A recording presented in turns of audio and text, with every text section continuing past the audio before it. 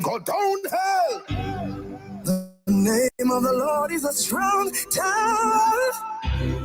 The righteous run in and they are safe. My safety is in Jesus. My protector is Jesus.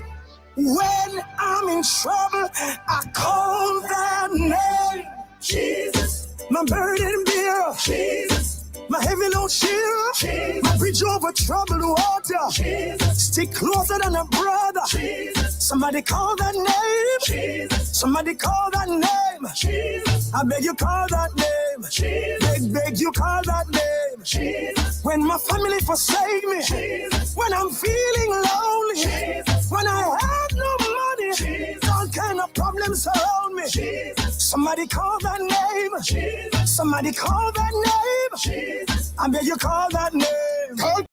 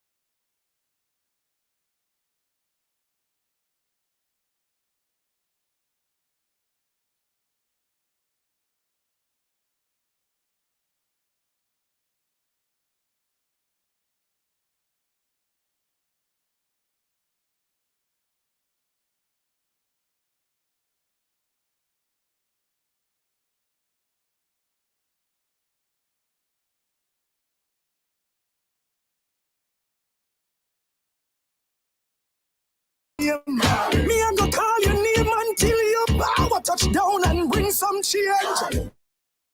No. Come send back the devil, go down hell. The name of the Lord is a strong tower. The righteous run in and they are safe. My safety is in Jesus. My protector is Jesus. When I'm in trouble, I call that name. Jesus. My burden bearer. Jesus. My heavy load sharer. Jesus. My bridge over troubled water. Jesus. Stick closer than a brother. Jesus. Somebody call that name. Jesus. Somebody call that name. Jesus. I beg you call that name. Jesus. Beg you call that name. Jesus. When my family forsake me. Jesus. When I'm feeling lonely. Jesus. When I have no money. Jesus. All kind of problems surround me. Jesus. Somebody call that name. Jesus. Somebody call that name. Jesus. I beg you call that name. Call upon the name of the Almighty One. When the enemies attack you, wanna put you in a shuttle and you're fighting the battle just. When your life in a trouble and you can't take the struggle, man, no make the pressure kill you just. When the rent man a look for you, family your pressure, you nothing up on the table. Call upon him for me, come miracle, cause anything is possible. Power in the name of Jesus. The Lord is my light and my salvation. He tell it to the world from about 91. So they telling them again in a new hit song. Make them know we have to stay firm and strong. Me no self-righteous, I'm just a man. No, me not perfect. Doing what I can understand. Me know me and me purpose. God him have the plan. And me faith in a the man. Jesus. My burden bearer. Jesus. My heavy load sharer. Jesus. My bridge over troubled water. Jesus. Stick closer than a brother. Jesus. Somebody call that name. Jesus. Somebody call that name. Jesus. I beg you call that name. Jesus. Beg you call that name. Jesus. When my family forsake me. Jesus. When I'm feeling lonely. Jesus. When I have no money. Jesus. All kind of problems surround me. Jesus. Somebody call that name. Jesus. Somebody call that name. Jesus. I beg you call that name. This is for somebody. Mountains on my left. Mountains on my right. Fear on my back. I see the Red Sea in sight. God, me, I go call your name. God, me I go call your name. Me I go call your name until your power touch down and bring some change. Mountains on your left, mountains on your right, fear on your back, just see the Red Sea in sight. You have to call him name. Yes, you have to call his name. We are gonna call him name until his power touch down and bring some change. When your pocket full of money, things pretty and sunny, give thanks for prosperity. When you know you're living up, you're doing better with your family, thank him for the legacy. When the blessing and the salary take you out of poverty, give him the glory. When things get lovely, nice and bubbly, just remember the name of the Lord is my light and my salvation. Me tell it to the world for about 91. So me telling them again in me new hit song. Make them know we have to stay firm and strong. Me no self-righteous, I'm just a man. No, me no perfect, doing what I can understand. Come know me and me purpose, God him have the plan, and me faith in the man. Jesus, my burden bearer. Jesus, my heavy load sharer. Jesus, my bridge over troubled water. Jesus, stick closer than a brother. Jesus, somebody call that name. Jesus, somebody call that name. Jesus, I beg you call that name. Jesus, beg you call that name. Jesus, when my family forsake me. Jesus, when I'm feeling lonely. Jesus, when I have no money. Jesus, all kind of problems surround me. Jesus, somebody call that name. Jesus, somebody call that name. Jesus, I beg you call that name. Jesus, Jesus, call that name. Jesus. Your life in a trouble and you can't take the struggle, man, no make the pressure kill you just. When the rent man I look for you, family your pressure, you know dinner up on the table. Call upon him for me, come here, because anything is possible. Power in the name of Jesus. The Lord is my light and my salvation. Me tell it to the world from about 91. So me telling them again in me new hit song. Make them know we have to stay firm and strong. Me no self-righteous, I'm just a man. No, me no perfect, doing what I can understand. Come know me and me purpose, God him have the plan, and me faith in the man. Jesus, my burden bearer. Jesus, my heavy load sharer. Jesus, my bridge over troubled water. Jesus, stick closer than a brother. Jesus, somebody call that name. Jesus, somebody call that name. Jesus, I beg you call that name. Jesus, beg you call that name. Jesus, when my family forsake me. Jesus, when I'm feeling lonely. Jesus, when I have no money. Jesus, all kind of problems surround me. Jesus, somebody call that name. Jesus, somebody call that name. Jesus, I beg you call that name. This is for somebody. Mountains on my left, mountains on my right, fear on my back. I see the Red Sea in sight. God, me I go call your name. God, me I go call your name. Me I go call your name until your power touch down and bring some change. Mountains on your left, mountains on your right, fear on your back, just see the Red Sea in sight. You have to call him name. Yes, you have to call his name. We are gonna call him name until his power touch down and bring some change. When your pocket full of money, things pretty and sunny, give thanks for prosperity. When you know you're living up, you're doing better with your family, thank him for the legacy. When the blessing and the salary take you out of poverty, give him the glory. When things get lovely, nice and bubbly, just remember the name of the Lord is my light and my salvation. Me tell it to the world from about 91. So me telling them again in me new hit song. Make them know we have to stay firm and strong. Me no self-righteous, I'm just a man. No, me no perfect, doing what I can understand. Come in know me and me purpose, God him have the plan, and me faith in the man. Jesus, my burden bearer. Jesus, my heavy load sharer. Jesus, my bridge over troubled water. Jesus, stick closer than a brother. Jesus, somebody call that name. Jesus, somebody call that name. Jesus, I beg you call that name. Jesus, beg you call that name. Jesus, when my family forsake me. Jesus, when I'm feeling lonely. Jesus, when I have no money. Jesus, all kind of problems surround me. Jesus, somebody call that name. Jesus, somebody call that name. Jesus, I beg you call that name. Jesus, Jesus, call that name. Jesus, all the time. Jesus, the burden bearer. Jesus, Jesus Christ of Nazareth. Oh. Stay close.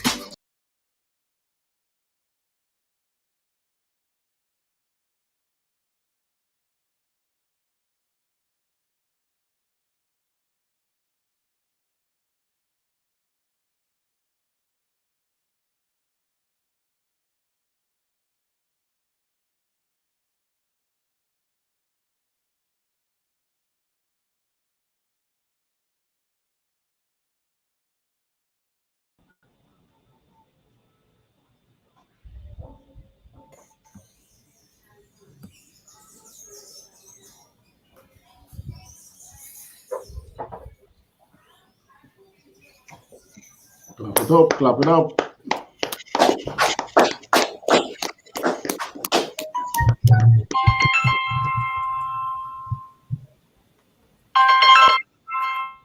Shalom.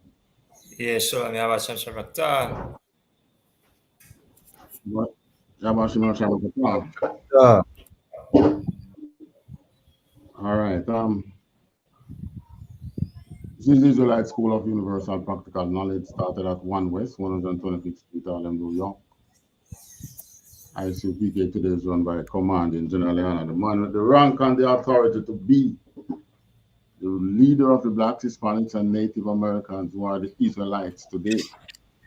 That's Yahweh Shamar Shabbat to the brothers, Yahweh Shamar Allah Shamar Shai to the sisters. Welcome to our Sunday afternoon scripture breakdown class. All right, now we're using a word today.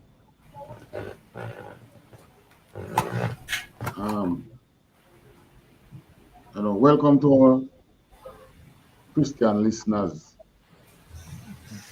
We're trying to get you to understand the Bible. All right. Now, today we say, go ask your pastor, what is the hegemonic structure of Christ? All right, that's a kind of big word, but when it is being used in the news, it's not broken down. Let us give it to you straight as it is. All right, so what's the meaning of that word? What is the meaning of hegemony?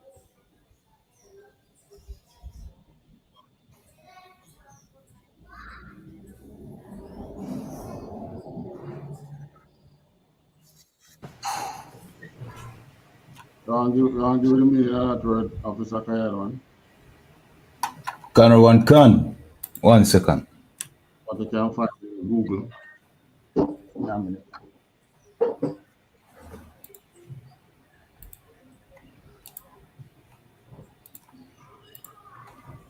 Can. Hegemonic, ruling or dominant in a political or social context.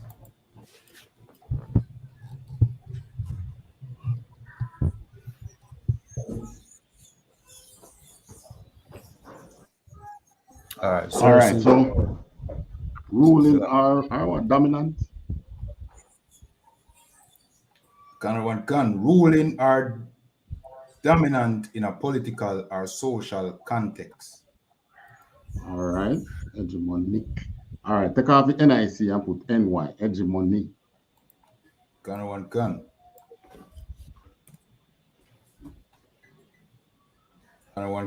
Leadership or dominance, especially by one state or social group over others.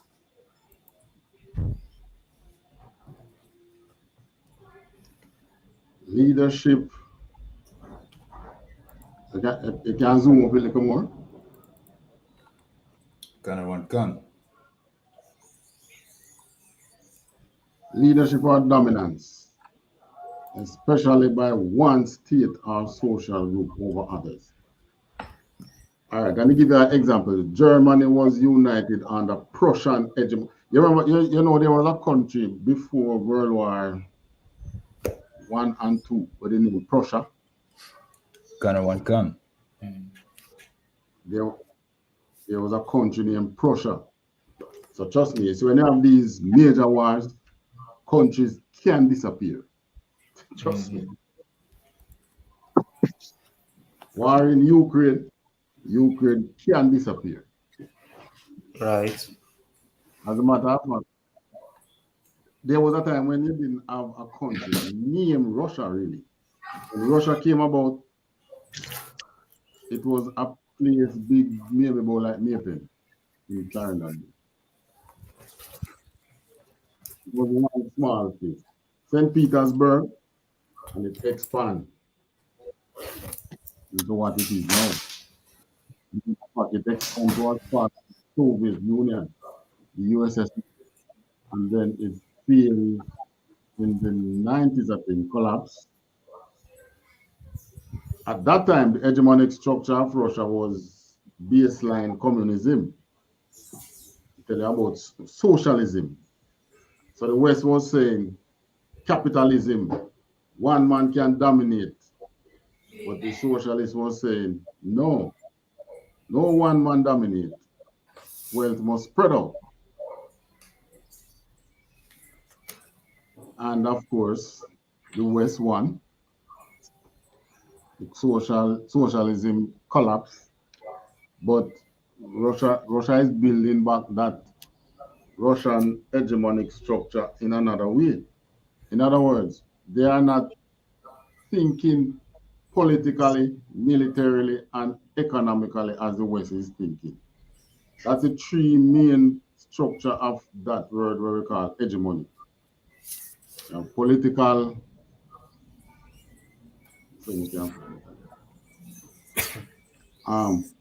military, first thing, political and economic. You can add a fourth one, you can say social, but if you are under political, economic, or military dominance, then the social strata would have to just follow these. For instance, Jamaica coming under the political and economic influence of America. So you would say that Jamaica is under America's hegemony, right? It's a word that we look at how things is shaping up in the world now. It's a word that we need to get used to. It's being used in the news, and it has serious meaning because even though it is not stated in the scripture as hegemony, the Most High has his sphere of influence for his people and the world that is to come. So it's something that we need to understand. Salam, young man, Officer Arayala. Shalom, mother one. Shalom, mother one, yam. Yo, ba shimyo Yes. shad rakatam. Yes, Shalom Yahweh.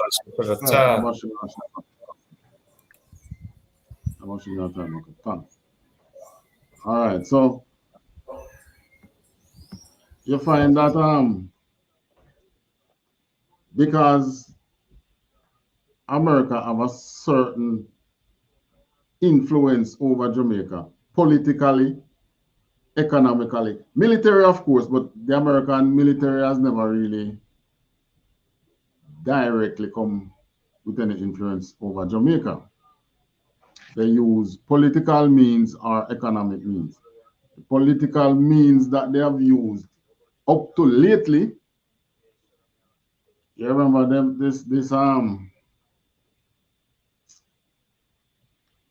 Officer Kayadam, I'll send you a thing there.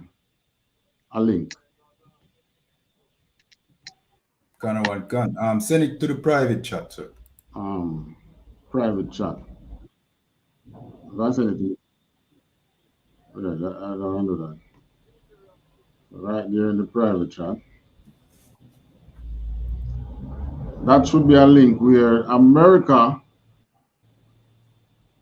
using their hegemonic structure to dictate to Jamaica now that we should take two homosexuals, which put them in a diplomatic state or position when our laws does not allow for that. You know, it's kind of twofold, you know. Yes, our laws does not allow homosexuality. But when was the last time any homosexual has ever been charged in Jamaica? Right. Can you remember that any such time Officer Kayad one as a Jamaican? Can you remember that? Sir. Right. Even when they were flooding New Kingston Street, I've never heard of anybody being charged because they are homosexual. Or the charge would not say homosexual, and the charge would be buggery. But people have been charged for buggery in Jamaica. But that charge normally is placed on someone when they sexually assault, whether a male or female, in the anus. Then they put a buggery charge. But I've never heard, like, you know, we catch these two men committing buggery, so we're going to charge them. Like, for instance, if they should catch two of you with guns or so. All right, so this now is really the highlight of what we want to get into today still, you know. Touch it, give it a little play. Special welcome once again to our viewers on onespotmedia.com. Up first this evening, a diplomatic row has been simmering between Washington and Kingston over Jamaica's refusal to accredit the spouse of an American diplomat. Now, the dispute is threatening to sour diplomatic relations between the traditional allies. Milton Walker has more in this report. Earlier this year, the United States government wrote to the Jamaican government seeking its approval for the married partner of a diplomat about to be posted to Jamaica and who is in a same-sex relationship to be given diplomatic immunity and all the privileges of a diplomat. It's believed the Jamaican government did not respond to the request in a timely manner. The US sent another diplomatic note demanding a response. The Jamaican government responded, rejecting the request. A senior government source told TVJ News, quote, that an approval of the request would mean Jamaica recognizing same-sex marriage, which is illegal in this country, end quote. Our sources tell us the US then responded, rejecting a request from the Holness administration to extend the stay of 3 Jamaican diplomats in our embassy and consulates in the United States. The US served notice that the trio must leave immediately after their 5-year diplomatic visa expires. This is in contrast to what now obtains, where extensions to diplomatic visas for Jamaican diplomats beyond the 5-year period would be routine. Among those affected are Jamaica's ambassador to the United States, Audrey Marks, and Consul General Oliver Mayer, based in Miami, who the Americans say must leave and return to Jamaica this year. It's not known what other diplomatic measures, if any, the US government might take against Jamaica in light of the government's refusal to grant immunity to. Pause it. All right, so what they say now is the US has said, all right, since as you not accepting my request, take your diplomats out of my country. Now, this is a perfect example of what we would call bullyism. So you see, when I see children in America bullying each other in the school, yeah, man, it goes all the way to the top because their leaders is just the same. That's what they are doing to Jamaica. They are bullying Jamaica. Right? So, in other words, they want to use their diplomatic stance. Yeah. Yes. Yeah, as he was playing the little clip they just now. Wade was saying that, you know, somebody wanted to marry somebody from from that department or wherever, but like they wanted to do it in Jamaica, that basically like why here, why kind of gather in there or and they get turned down or some kind of thing like that. If you get that plate over from the starting, Babagusha. One can. Salakia, sir. I'm going to play it. But what it's really saying is that they wanted to grant diplomatic immunity to the guest house of a diplomat. So Okay. well, the diplomat, two diplomats who supposed to come to Jamaica, probably the Right. ambassador, the U.S. ambassador to Jamaica. Right. But one of them, I think two of them gay. Right. But basically, that was saying something like that. Right. So, but you know, all right, to be a diplomat, what makes you a diplomat in a country is that you become immune to the country's laws, really. Right. Any acts you commit against that country's law, you cannot be charged. The only thing they can do is expel you from the country. Right. All right. So they write to Jamaica now and say, all right, we're going to send a homosexual diplomat to Jamaica. Jamaica didn't respond at first.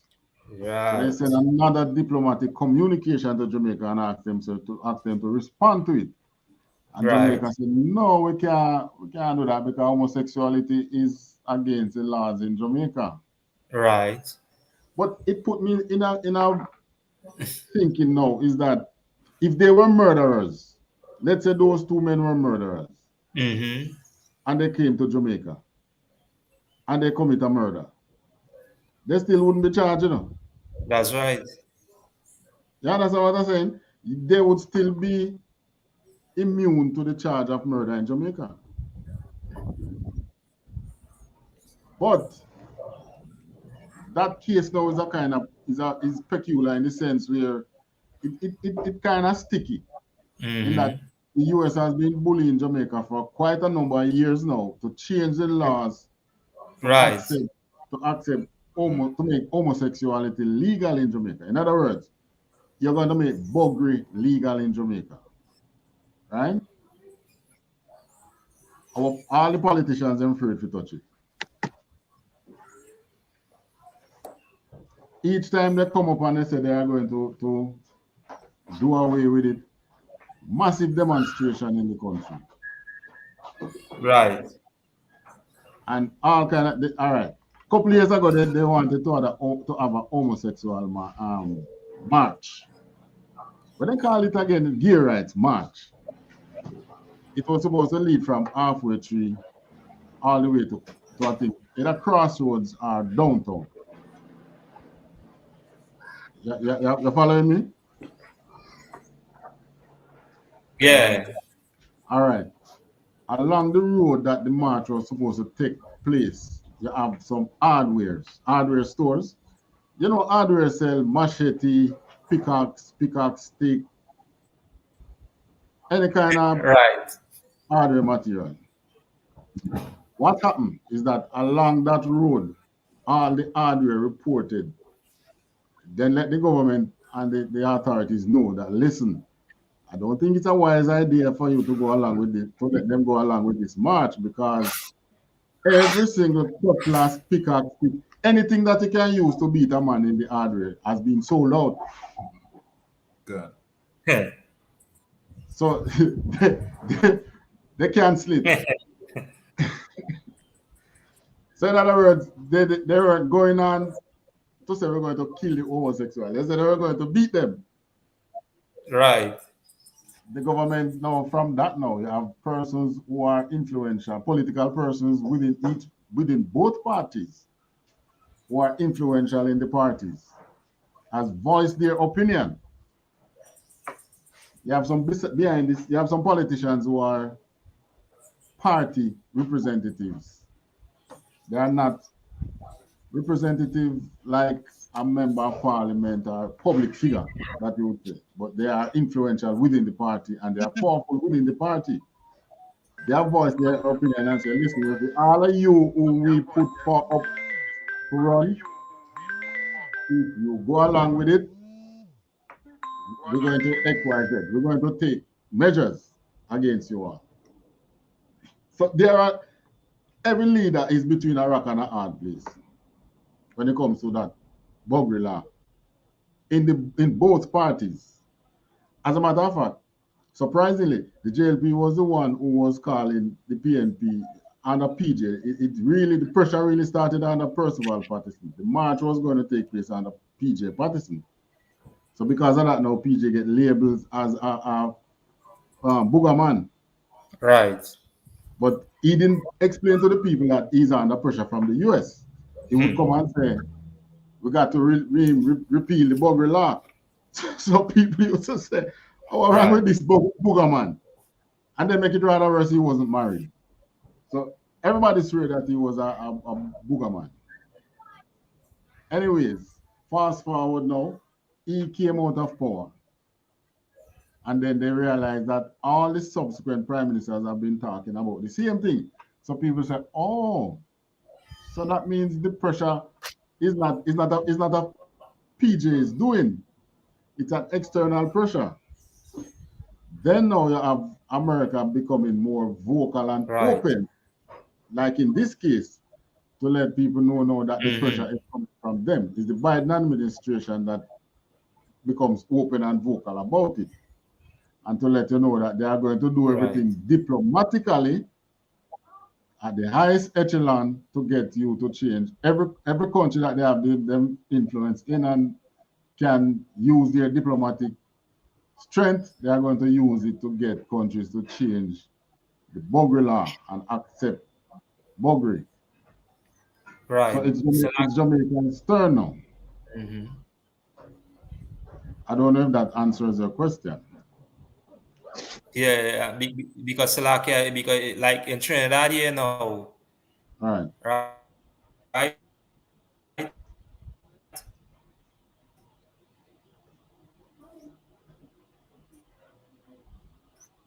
Is basically is like the same thing, but now it's you come hear me? Yeah, you're kind of choppy. Just speak timely and it will come through.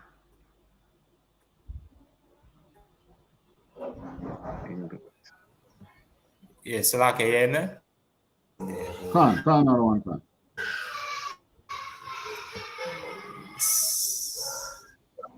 Yeah, so like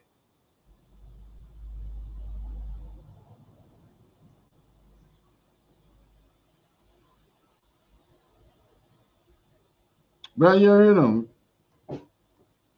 that's what you're saying. Yeah, you hear me? Can another one can. We hearing you. Yeah, because again, like as I'm gonna talk, like as you say that the oppressed side, the devil that the Bible speaker, he start to play up with the whole thing, everything start to skip up. Because now as I say, truth coming out now. And as you make mention of that now, because I was reading something as well with the same thing here in Trinidad now. Because in Trinidad as well, it not recognized as well now. That is, it have charges against that. But now when I read certain things now concerning let me say the consequences of that happening if somebody get caught in that act now is like, is like it belonging to, let me say, somebody in an act who committing some like a rape. Not like, a man and a man and a woman and a woman. But it's like in the act, like you're committing a rape, you're raping somebody now. Right. So the one to kind of put it in a charge like or format like that. But now it's like, the same thing as you say, because now America putting pressure on certain things now we go recognize like, hey, yeah, what's going on? I read some of the prime minister. He said that how, you know, he are nothing against nobody who want to, you know, with that alternative lifestyle, but you know, again, in the act of a crime or whatever as the case may be, that when they go be, but anybody, you know, could you know, are the right to do whatever they want to do now, something like that. So now it's like, you know, instead of coming out and say, hey, you're not supposed to do that, it's like, no, I recognizing it. And like when they make mention, like you see how in Jamaica now, they say, well, hey, on that street, they've all them march. The hardware with all them, as you say, all them, as you say, machete, all them, as you say, axe and everything, it's allowed because now they recognize something, because they know, as I said, the spirit behind these people. But like here now in Trinidad now, the way how, as I said, the culture is now, because now that one of the biggest problem here, culture, you know, and in recognizing certain things, now everybody will just give in to it now because of culture and because of integration. We're so integrated, it's like whatever. But now, as we say, in certain different, as you say, different path where, you know, Benjamin reside, as you say, in the Caribbean now, you go find certain places go more harsh against it. So they know that anytime they go to take that step now, they know it could have consequences. So that's why I see now they'll come down on places like, as you say, like Jamaica, you know. Yeah. Well, yeah, because what is happening now is the mask is off. Right. So I mean, our prime ministers probably he was being diplomatic in responding in that way. Because he could have easily accepted them, because a diplomat is immune to any law that you have in a country anyway. Right. You remember DJ Tiger, Officer Kayadwan? Can. It was a diplomat who knocked him off in bike, you know. And the diplomat was wrong. He was in a hurry to get to work or something like that, and he knocked Tiger. It was a woman, knocked Tiger off the bike. She was in charge. The only thing they do is just move her out the country. She do a reckless driving and knock him off the bike. She was in charge because they are immune to the laws. What I'm saying, what they did is, it's good that he did it this way still, you know. You know why it's good that he did it this way? Because now it's quite clear, it's official where the pressure is coming from. Right. So Andrew is a man who live with him wife and family. We live with him family, wife and kids. So him gonna and accept that people going to start say, oh, so he's using the booger man. Right. So he actually did a diplomatic.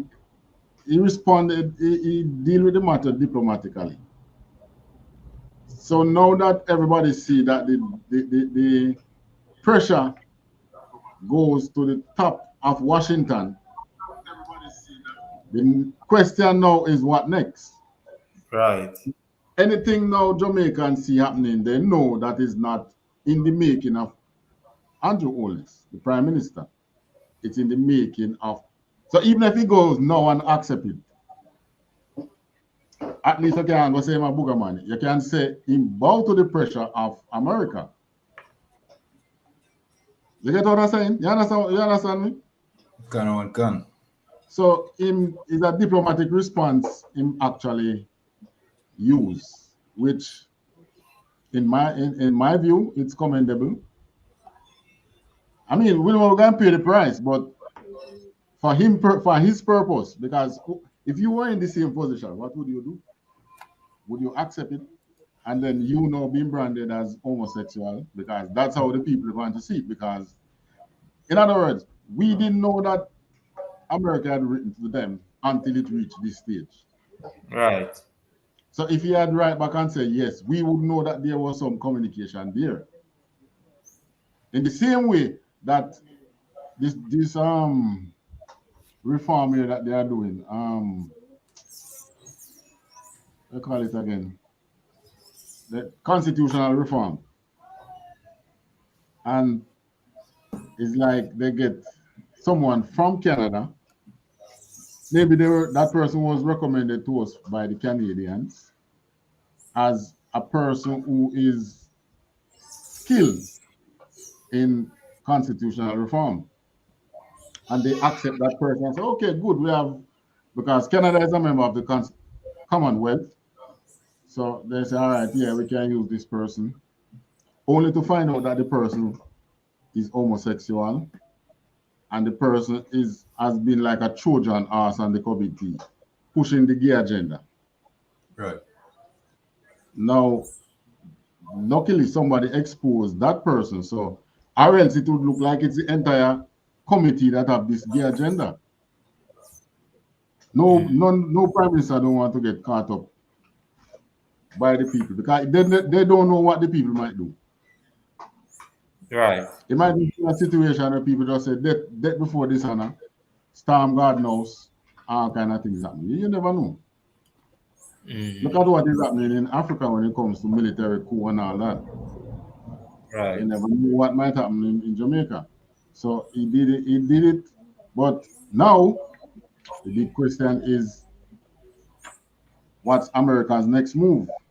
Just like a game of chess, you move and then I move. So it's America's move now.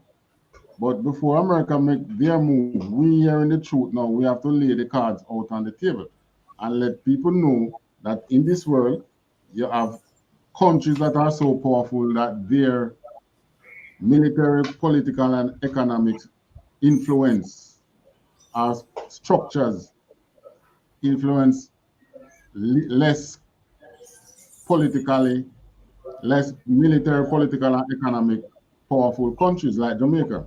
We don't have a big military. Our politicians have some amount of maturity. Our economic structure have been dwindling, so we don't really have them kind of influence. But I mean, the politicians have to let the people know where the pressure is coming from. And so, All right. So like if I may, and like how you make mention of that now, it's like, like how we say that, we might speak in slang now. Basically, the politicians them now is like, especially some of them, or black leaders and them, as we say, they are not in the truth, but they would recognize something now, and they would talk like, let me say in slang talk. Right. And because now they talk in slang talk now, in order for you to really understand or realize that hey, really and truly, this person again mightn't be in the agenda, but because now they govern, or as we say, as the scripture said, because they accept a gift, this is why they destroy. Because as the scripture say, a gift is what destroy the heart. And as we say, a lot, or we say all of our politicians, as we say, our religious leaders, they accept something, as we say, what the scripture call a gift. And because of doing that now, they would talk, it's like, they're not for it, but because as we say, we looking, as we say, to get something or gain something off it, we will go with it. But again, because as we say, moving away or not understanding truth or moving away from these records and them, this is a perfect example, as we say, as seeing the condition that all people in. And as we say, when our leaders supposed to stand up, when we say, hey, we're not accepting that, means we're not accepting that. And it's not the truth, because now we're going against the will of the Lord or the will of the Father. So we're not going to do that. That's right. Yeah, so like, yeah. Yeah, man. But I mean, it would be good if they had been mature in other ways too, and not only with the the acceptance of homosexuals. Mm-hmm. In the time of Right. Peter, what Peter was his name again? No, not Bunting. Former party leader. Peter Phillips. Phillips. In the time of Peter Phillips, when Peter Phillips was Minister of, I think, Foreign Affairs, I think, when he signed the extradition treaty with America, which was giving away our rights without consulting with either his colleagues in politics or consulting with the country. He signed away our rights as citizens of this country to be extradited by a foreign country. Mm-hmm. You understand? And there was which other time? I think the deportation thing there too, where it's like they can deport anybody who speaks Jamaican and they deport them to Jamaica. You have to take them. And there are other times which, even the time when with the CIA intervention, we had Edward Seaga inside the parliament. Edward Seaga, our laws state that no one who is not a member of the Commonwealth should not be in our House of Parliament as no political representative. Yet we have an Edward Seaga who was born in America and became Prime Minister. And the entire House of Parliament was quiet. So that is why, that is my reason for saying, you know, there's some amount of double standard in this. Right. Yes, you're standing up for homosexuality. I mean, that's commendable. But let us commend you on other things too.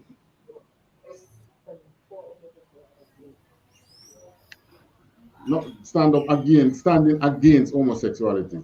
Salaki. They are standing against the push that America is making on us when it comes to homosexuality or the Buggery law.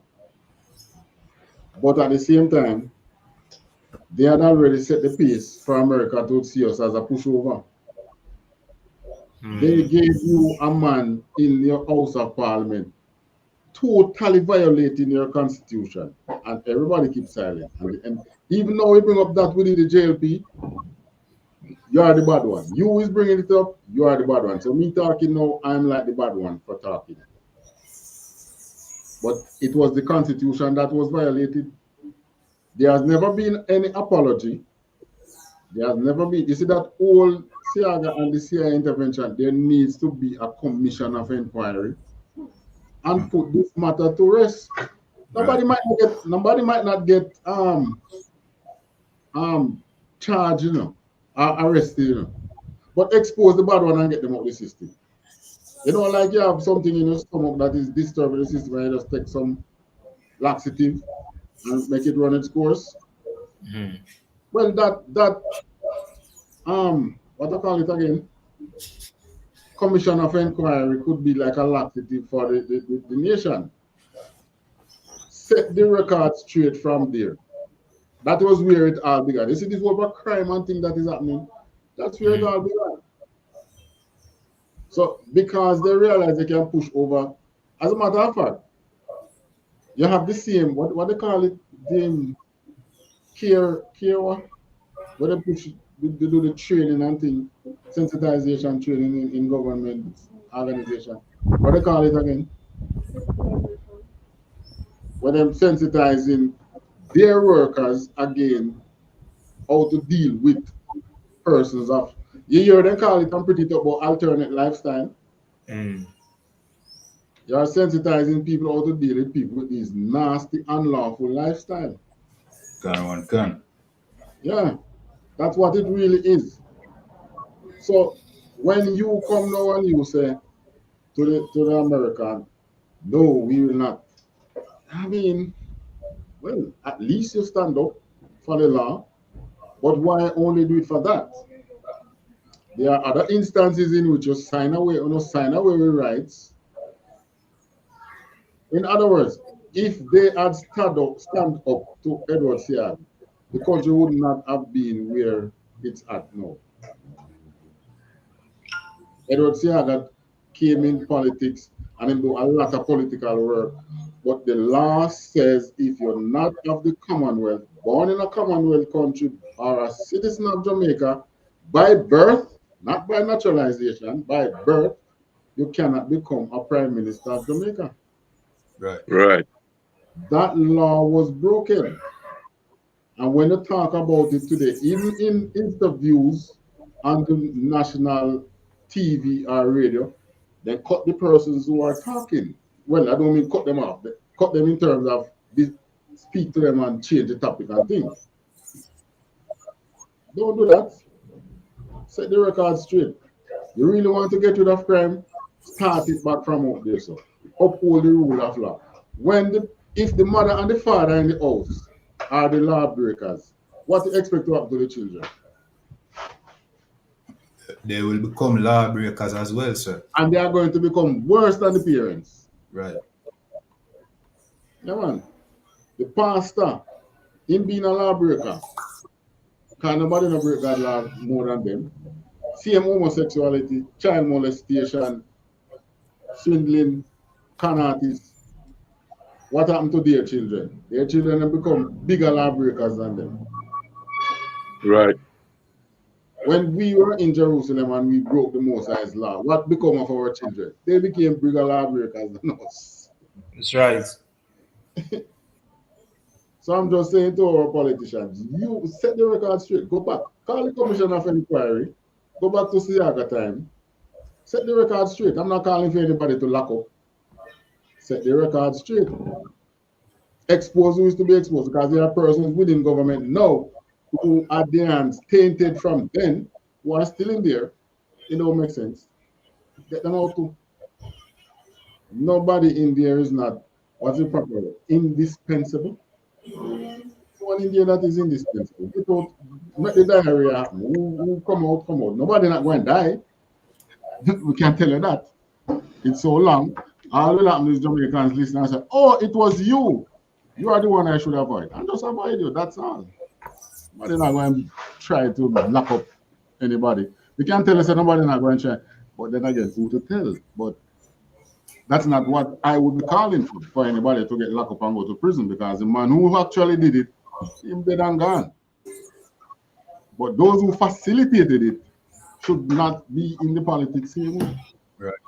And then probably they are the same ones who are talking about constitutional reform. Who are going to reform the Constitution for? When you so blatantly disrespected the Constitution, blatantly, it's like the cops. That's why our police can't do any better now. The biggest lawbreakers are the police. And why do I say that? They break laws to catch criminals. There's nowhere in the scriptures where the Most High or his prophet has ever broken any law so that they can catch the lawbreakers. No. You get arrested, the law says you should be taken before a judge. Within 48 hours, something like that, I've been arrested. That has been violated so many times because of the police personal feeling against you. Right? Unlawful stops when they make on the road. Many times you pull over a vehicle, they don't see him breaking on law. You just look at him and talk about him look suspicious. Every single cop supposed to know by now that word don't stand before no judge. You're gonna arrest somebody on a suspicion. Well, in that case, I should be giving citizens the right to arrest cops, because enough time we suspect them and we are right about the suspect that we have against them. Right. We don't have any power over them. Eh? One can. So when you now come as a leader and you're protecting yourself, that move was just protecting himself. It's not the country. There's no record that is convincing enough to say they have protected the people's rights without thinking of themselves. So this move where Andrew has made is really thinking more of himself than the country, because he have violated the country's right so many times. And Salakia, sir, thinking about the next upcoming election. Not to mention that. Not to mention that. Because any OM accept him out the next election. Every Labour turn PNP. Can't tell you that. And even if they're in green and they think they're still there, I say, they're going to remember. I say, no, Andrew can't give the vote. At the end of the day, it's them one. Is you one go behind this screen. Well, except for Garrison here, which not talking about the Garrison. All right, finish this. Let us move on with some scriptures.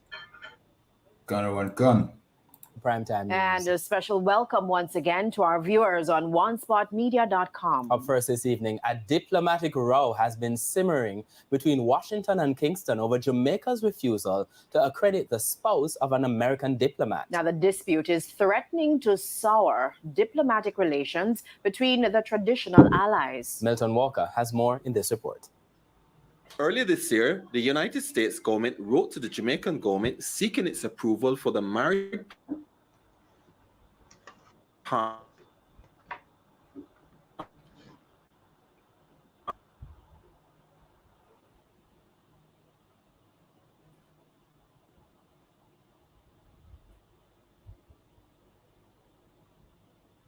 It's not playing.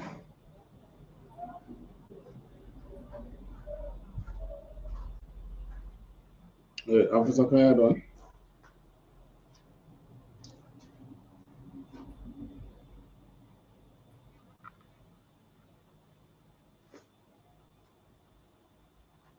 All right.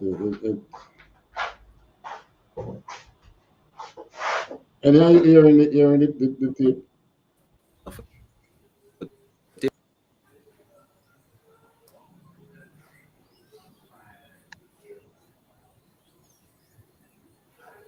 I'm freezing up. Like it freeze up. Yeah.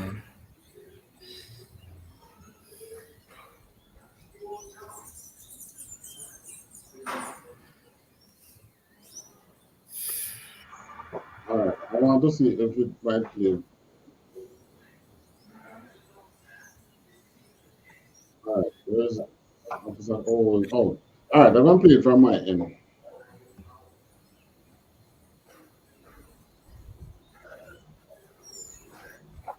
Let me do it up here from my Officer Tyler seems to be having some problems.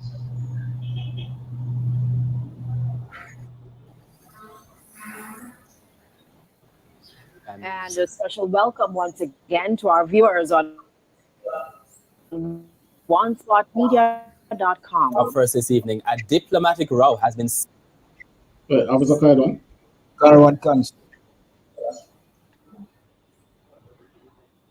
You hear me? All right, I'm going to play from my end. It looks like your thing there. Yes, I'm hearing you. I say I'm going to just play from my end. It looks like your internet not allowing it. You hear me? It just chip out. It seems all right now, but play it, sir. Loud and clear, sir. All right, let's see if it plays from my end. Get it out.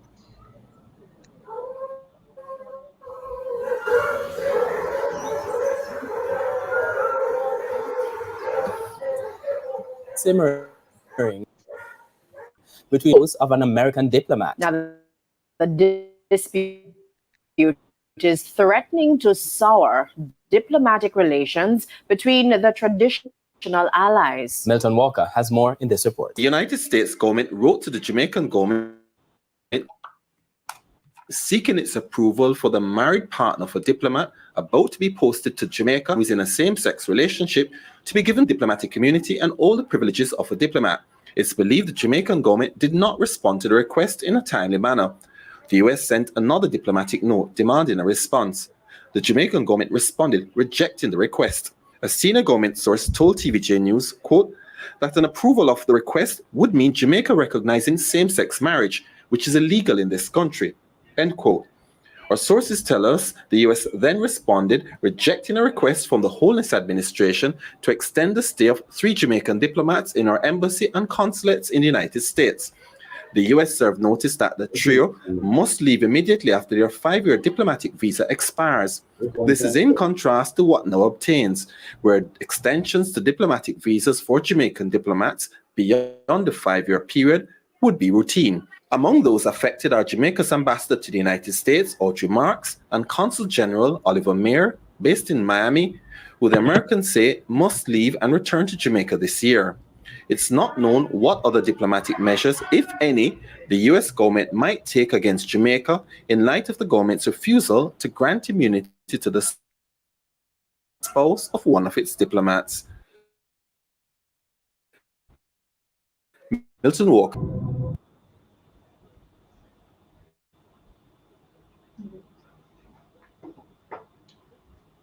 All right, so that's the long and short of the story. So what did you hear now? You hear me about Can. Can. All right, so what America has done now is tell us, since as you're not taking these men, take your diplomats out of my country. When their time is up, it will not be renewed. They should be out. Well, if that is not bullying, I don't know what bullying is. Real bullying. So like, take the word out of my mouth too. Real bullying. Yeah. Yeah, man, that's real bullying. Yeah, real bullying. Yeah, but you see, them topic, you know, the church, many of them can't even talk about these, you know, because it's in their church, and they just let it slide. Right? All right, but what you have now, that is the main stance of the Western hegemony, you know, to bully, use their influence to implement what they think. But I think kind of surprising. Joe Biden, I've never heard of him being involved in any homosexual act. Everybody know him to be a married man. Huh? Is it that he's just doing it for just political point? Or is he just doing it because the white man is the goddamn devil the Bible speaks of? That's right. That's right. Because at his age, he's not even sure he can run again. So what's his purpose for doing things like this? But you know, there's another sphere of influence. This the Russian sphere of influence is on the rise again. Right? So, you know, but Jamaica cannot jump in the Russian sphere of influence from this end. We can't do that. We can't do that. They tried that in the time of Michael. It didn't work. So then nobody is going to try that now. So it leaves one sphere of two, actually, because the Chinese have some influence around here. But the Chinese influence around here is more economic than political. There's no political push from the Chinese. Now, America have other ways to bully you, know, and they did use the other ways. You know, one way of pushing their their economic influence on places like Jamaica or any other country. We know about IMF, International Monetary Fund, right? We know about the World Bank. Banks like those, they use to push their economic hegemony. What the World Bank will tell you that, okay, you can get 100 million to borrow if you do X, Y, Z. And that X, Y, Z has nothing to do with the money that you are going to get. In other words, you can get $100 million to borrow if you repeal the bugger law. Things like those. Now, what would that have to do with you getting $100 million to borrow? You understand? So these are the things that Jamaica is faced with. All right, give me Revelation 13, 16 and 17.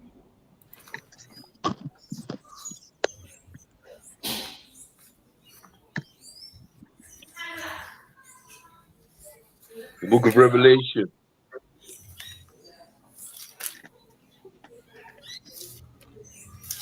In chapter 16, sir. Sir, 13. 13. 13 and 16. 13 Come. and 20.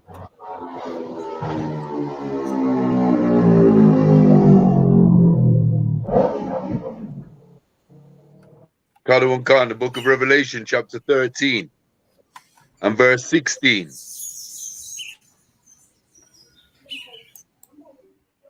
And he causeth all, both small and great, rich and poor, free and bond, to receive a mark in their right hand or in their forehead.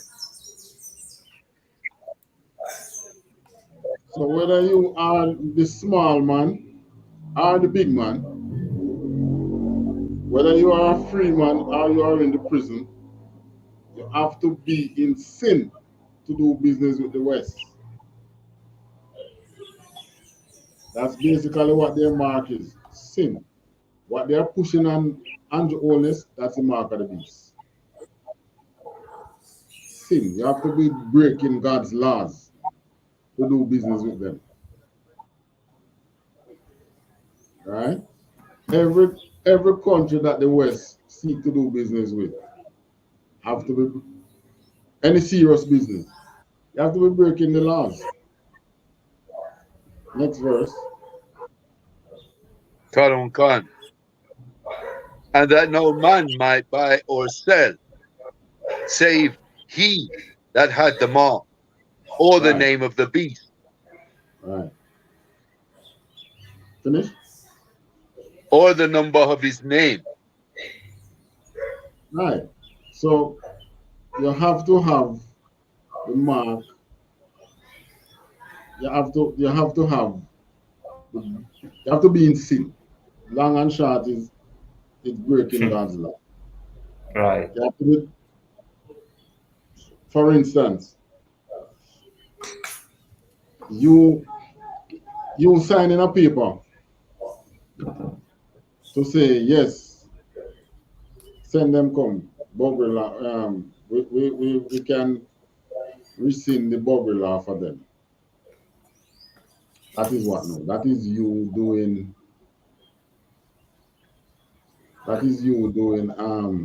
Doing. So the number now. Whoever signed the paper now, the mark would be in his hand and in his forehead because he will be thinking of doing it and he'll be doing it. But you know why they had to write to Andrew? Even though diplomats are immune to our law, they don't come out here as lawbreakers. In other words, you don't take a person who is a known criminal and give him diplomatic immunity. He would have already been broken the law. As a matter of fact, like I said before, if the diplomat breaks the law, then he is excluded. You send him out of the country. You get what I'm saying? And the moment that they are coming to Jamaica, there's no law in Jamaica that they are breaking. They have not, even if they are murderers, Jamaica don't want them for murder. Jamaica don't want them for not even a traffic ticket. They are not wanted for anything in Jamaica.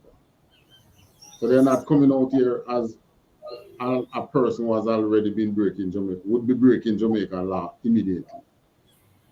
But the moment they break the law, you'll have to get them out of the country. You understand? Don't come. Can. The moment they break the law, you'll have to get them out of the country. Now, the very day they land in Jamaica, they would already be breaking the law. And the rule is, if they are breaking the law, you'll have to get them out of the country. So the very day they land in Jamaica, you'll have to send them back out. So that's why they have to write to Andrew. You understand what I'm saying? You understand how it goes? They don't come in the country already a lawbreaker. But they are immune to the law. So if there's a law that they break, rather than charging them, you take them out of the country. Now, those men are already boogers. So before they even land here, they'll be breaking Jamaica's law. So once the authorities know that they are breaking the law, you have to get them out of the country. Hence the reason for the letter from Washington to Andrew Holness. And Andrew would have to respond as to if he will uphold it or no, we cannot uphold it.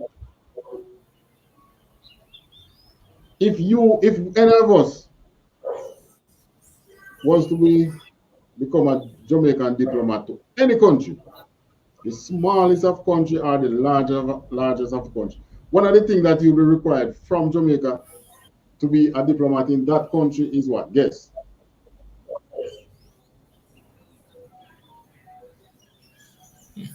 Guess what you would want from Jamaica? Because you'll have to be vetted by the Jamaican authority. Sister Lucky, would that be like a police record? Thank you. Right. So, in other words, you'll have to have a clean police record in Jamaica before you can go to that country. So their record now is already tainted and without being coming to Jamaica. Or even if it was Trinidad, I think, because what's the Trinidad relaxed their law? Right, yeah, same thing. Police record, and in all of it, that the first thing you must have a clean record. Right. Must have that. No, I'm talking about the buggery law. Is it relaxed in Trinidad or what? Yeah, but that was explained earlier on. How it is right now is like, they would look at it from a rape point of view, right? Oh, right. But on a whole now is like, well, the Prime Minister make a quote and he say, well, he don't have nothing against, anybody being with anybody. He not against that. But the part about it, in the act of a rape, that's how they want to recognize it now. But on a whole, it have the law saying that, that it's not lawful then in the country.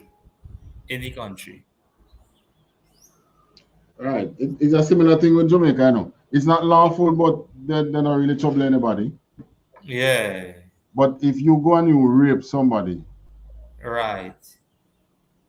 If a man rape a man, then yeah, you will be charged for buggery. Right. Or if a man go and have sex with a minor male, he'll be charged for buggery. Right. But if two men go and do it, they don't charge. Nobody not trouble him. No, nobody. I mean, citizen might catch them, yes, but law-wise, they are. And guess what? It's because of the same thing, the same pressure from America. So the authorities know that, boy, we can't really trouble it on the books, but there are ways in which they can relax it, which is obviously that's what Trinidad do too. So, you know, but like we said, next year should be an election year in Jamaica. And we know that Andrew running again. Him just safeguarding him head. Right. That is political head. That's just what it is. But really and truly, America is pushing the mark of the beast. And the matter of fact, they are the beast. Damn white man, the devil like the Bible speaks of. But That's anyways, right. that time is coming when Christ's hegemony, which is Christ's sphere of influence, will rule over the world. All right, give me. Come again.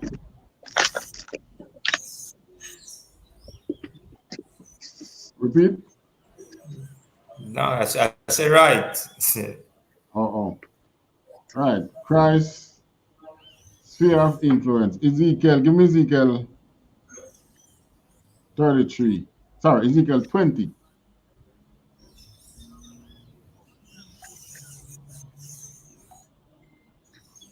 We're going to read from 33 to about 43. Another one gone. The book of Ezekiel, chapter 20, verse 33.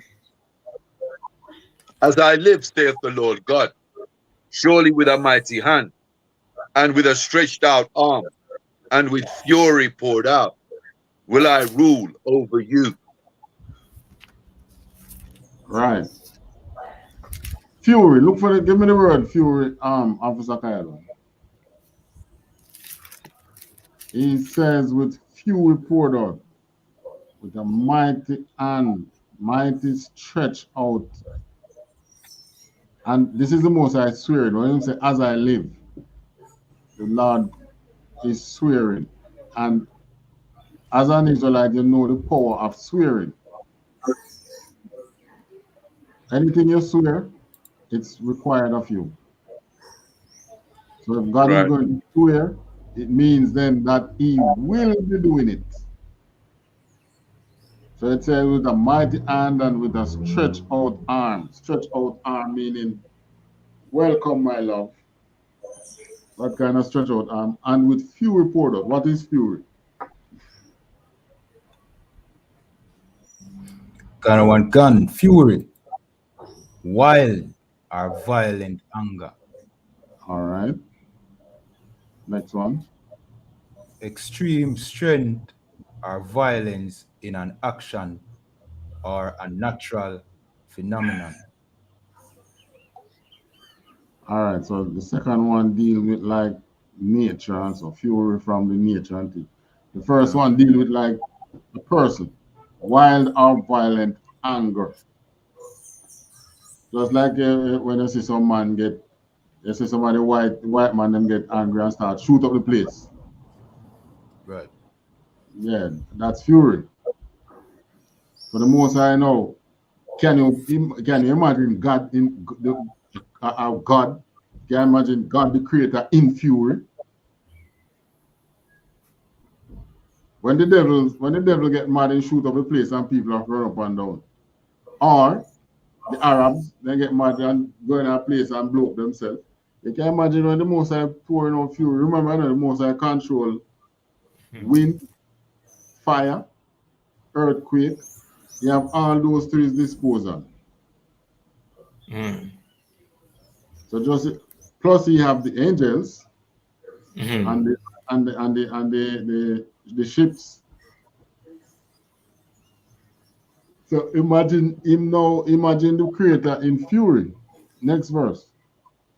And he's swearing that and he is also swearing that he will rule over you. Who is he talking to?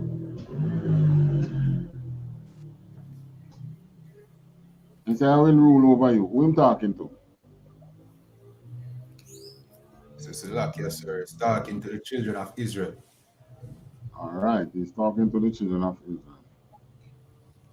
All right, before you read on, skip up to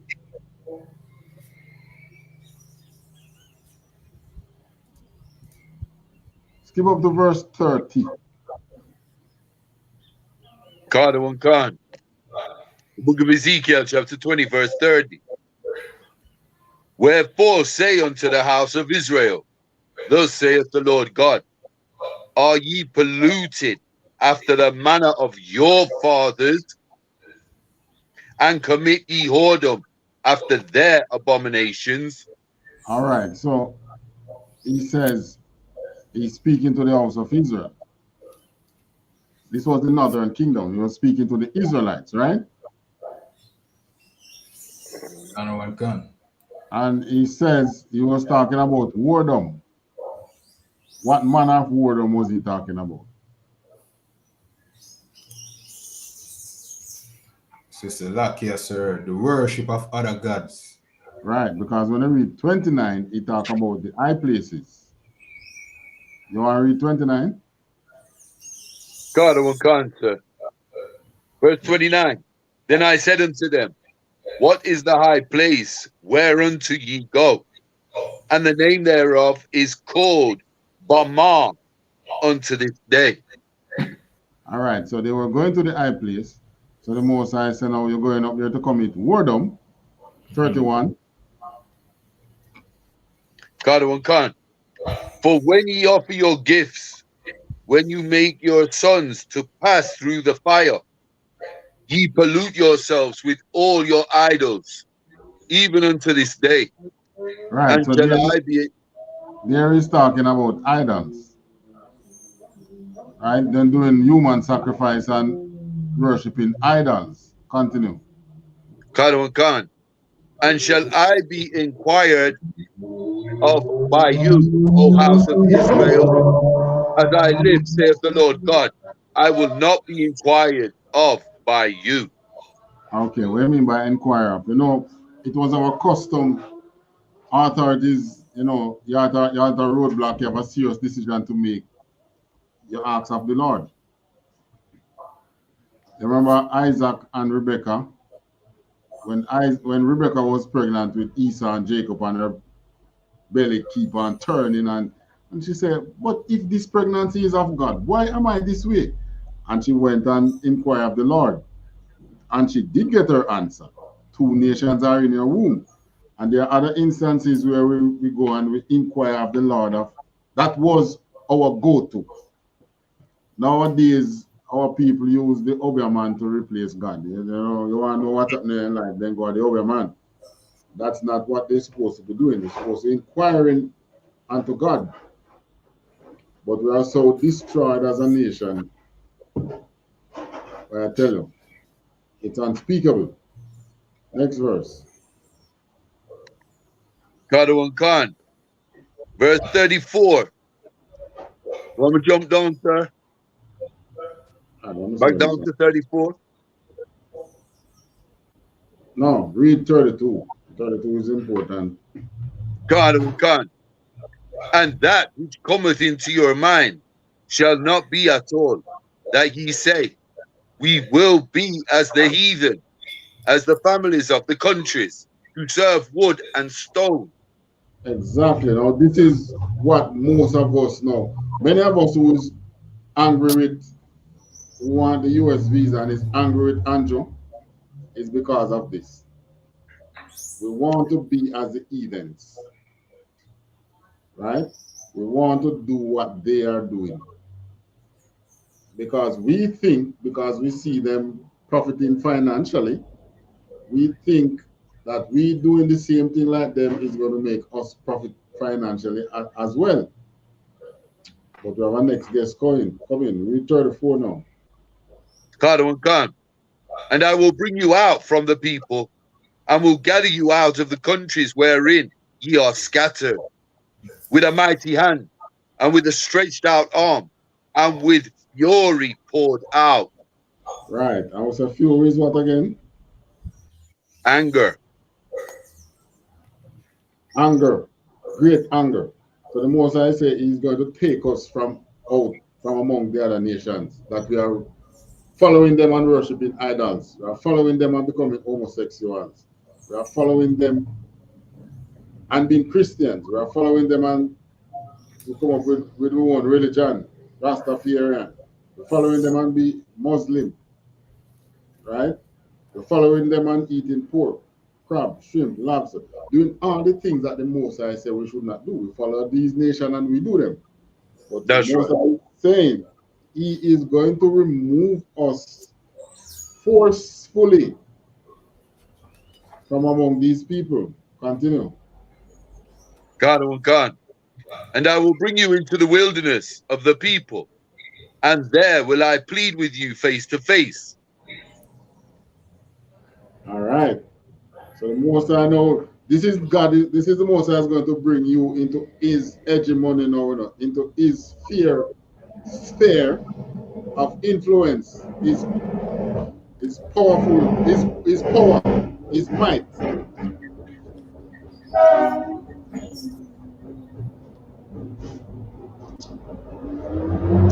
Hold on.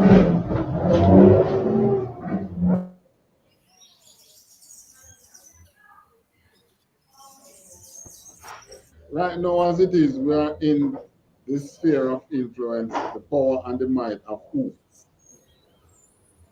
Whose sphere of influence and power and might are we under now?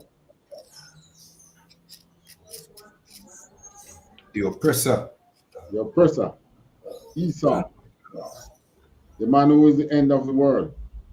We are under his sphere of influence, his power and his might. But the Most High is saying that he is going to take us from Shalom, sir. Yabashim Yashai Barakatah.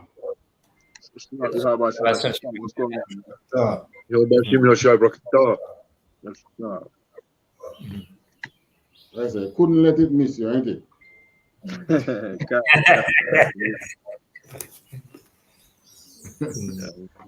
I saw the link and I was like, yeah, let me get the pin there, I mean.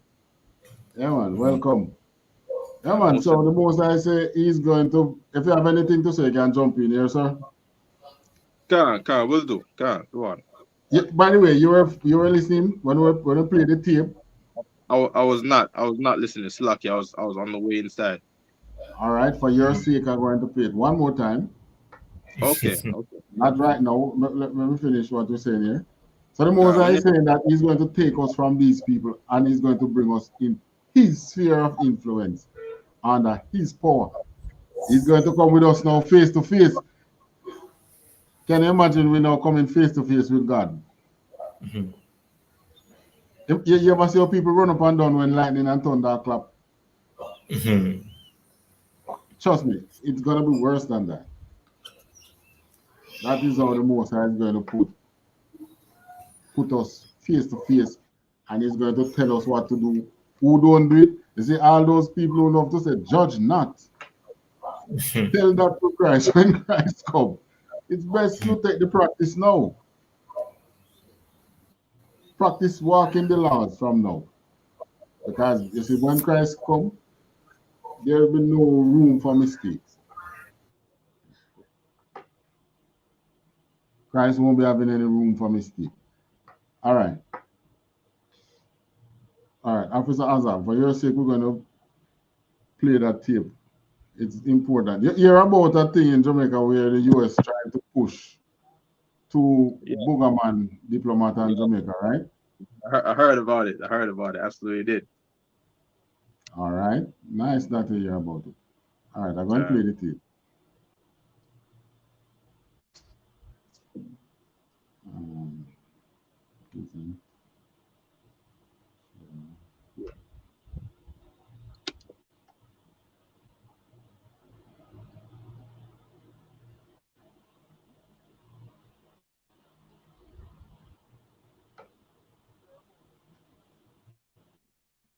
On onespotmedia.com. Up first this evening, a diplomatic row between Washington and Kingston over Jamaica's refusal to accredit the spouse of an American diplomat. Now, the dispute is threatening to sour diplomatic relations between the traditional allies. Milton Walker has more in this report. Earlier this year, the United States government wrote to the Jamaican government seeking its approval for the married partner of a diplomat about to be posted to Jamaica and who is in a same-sex relationship to be given diplomatic immunity and all the privileges of a diplomat. It's believed the Jamaican government did not respond to the request in a timely manner. The US sent another diplomatic note demanding a response. The Jamaican government responded, rejecting the request. A senior government source told TVJ News, quote, that an approval of the request would mean Jamaica recognizing same-sex marriage illegal in this country, end quote. Our sources tell us the US then responded. All right, so you're hearing that so far, right? I heard that. I've seen this video. All right. Right, Officer Azam. Can you hear me? How about that one? Yes, I'm okay, listening. Khan. That yes, I'm white person that was there a while ago, was that him? No, that white person is a Jamaican diplomat in the United States. Okay. So they are saying that when their time is up, which will be up sometime this year, I think, they are to get out the country. Since as we are not breaking our laws to suit them, we should get out the country. Okay. But you see now, what is happening is that because burglary is already unlawful in Jamaica, they will have to write, they had to write to Jamaica to ask permission for them to come.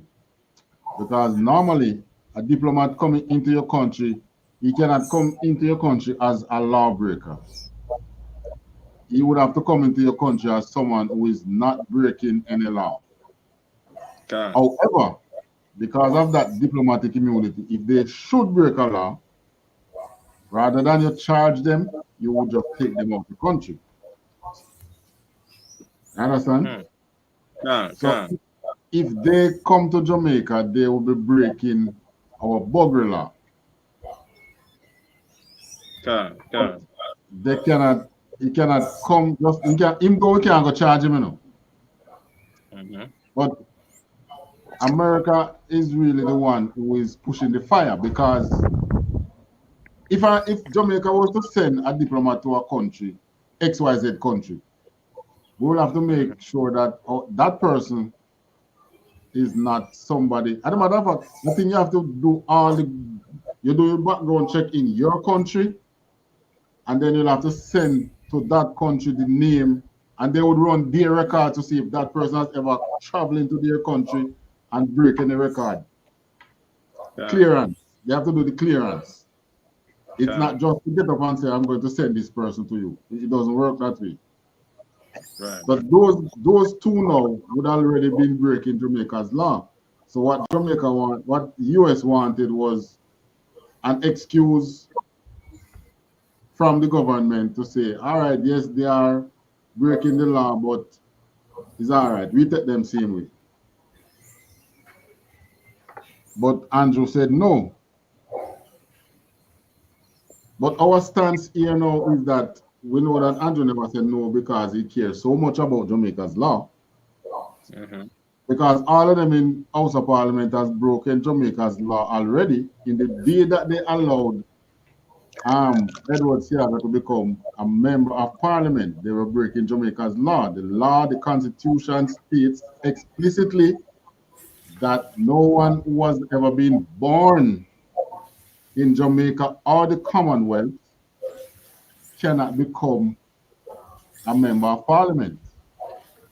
And all of them sit and Seaga became not only a member of Parliament, became a prime minister. That was the biggest law breaking that has ever taken place in Jamaica's history.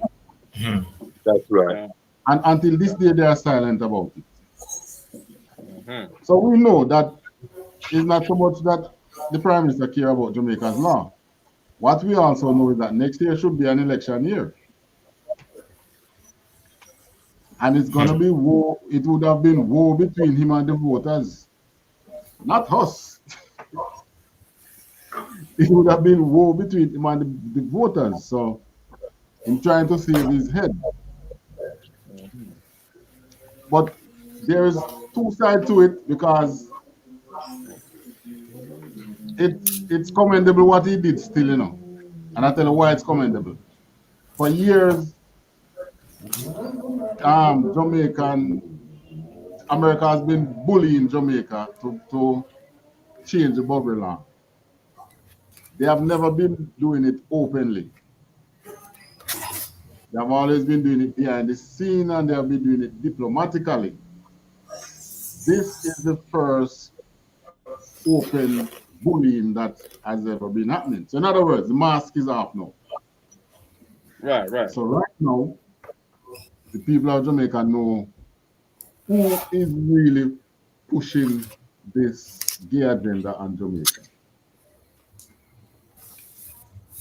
But at the same time, we have to let the people know biblically where all this stands, and let them know that this is because of America's hegemony. That's a word that is, since the Russian invasion, that's a word that is being used more and more in the news, talking about the hegemony of the Russians and the hegemony of the Americans and the Chinese, which is really a sphere of influence, meaning I am big and powerful, and you would are close to me, I tell you what to do. Mm-hmm. So Jamaica's the West is run by U.S. hegemony. Okay. But there's a hegemony that is coming, a sphere of influence that is coming, that is going to rule the world, and that is Christ. So we're taking it from Ezekiel chapter, what is it again, 20? Chapter 20, verse 36, sir. Ezekiel chapter 20. We are now at 30 what? 6? Right. This is where the Most High swear that he is going to rule over Israel. Go on, read on. Book of Ezekiel, chapter 20, verse 36. Like as I pleaded with your fathers in the wilderness of the land of Egypt, so will I plead with you, saith the Lord God.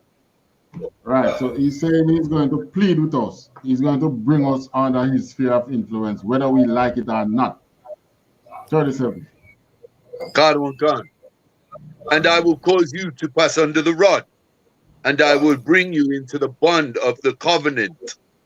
So that same covenant that we had from Moses' time, which we'll keep on running away from even until today, we talk about the laws are done away with, and the covenant is from, when God done away with that, the Most High says is going to bring in the bond of that covenant. Go on. And I will purge out from among you the rebels, and them that transgress against me. I will bring them forth out of the country where they sojourn, and they shall not enter into the land of Israel. And ye shall know that I am the Lord. So when that time come for us to extradition time come, for us to exodus around here, all kind of Israelites will be going. But they won't be going into the promised land. The Lord is going to purge from among us all those who are breaking the laws of God. Homosexuals, pork eaters, crab, shrimp, unlawful food eaters in general. Anything that is anyone that is breaking the law is going to purge them from among us. 39. As for you, O house of Israel, thus saith the Lord God, go ye, serve ye every one his idols, and hereafter also, if ye will not hearken unto me, but pollute ye my holy name no more with your gift and with your idols. Right, so I'm saying, go and go serve your God if you want. Go and go serve your wood and stone if you want to serve your wood and stone, but you're not going to continue polluting my name. I'm going to kick you out this place. Right? So in other words, you're going to do what you want to do, but you're not going to tarnish my name. So you're going out there with the mother nation. When you feel it, you will know it. Verse 40. For in mine holy mountain, in the mountain of the height of Israel, saith the Lord God, there shall all the house of Israel, all of them in the land, serve me. There will I accept them, and there will I require your offerings, and the first fruits of your oblation, with all your holy things. Now that is the hegemony of the Most High God, that which Christ will be carrying out, right? That is the sphere of influence. When said, house of Israel, all of them in the land, shall serve him, which means you can't come there and talk about every man have the right to choose. What else they love to again, Officer Azaz? One more time. They love to say again, every man have the right to choose. What else? Oh, they say my body, my rights. My body, my rights. You can't tell me what to do. What else? And then them say, oh, that's it. Those were biblical days. Those That's were biblical. those were Bible days. And say you Nigers ain't SIUPK. Yeah. Let them tell that to God if they think them bad. They are going to get the chance to do it. Let us see what come out of their mouth. Well, we will be trembling too, because no man shall be able to stand in it when he's in his power and his fury. As a matter of fact, the stretch out arm is for us, because he'll be in so much fury. He'll have to have us under his wings while he's pouring that fury out on those other nations. Right? Next verse. Khan, verse 41. I will accept you with your sweet savor when I bring you out from the people and gather you out of the countries wherein ye have been scattered. And I will sanctify in you before the heathen. All right. So he's going to do it in front of them. They will be around, and not all of them going to perish by his fury. So they are going to see that you are the one that he loves. Read on. Khan, and ye shall know that I am the Lord, when I shall bring you into the land of Israel, into the country for which I lifted up mine hand to give it to your fathers. Same Jerusalem, that same place. Read on. Khan, and there shall ye remember your ways and all your doings, wherein ye have been defiled, and ye shall loathe yourselves in your own sight for all your evils that ye have committed. So when we now get, you know what is happening right there? An eye-opening moment.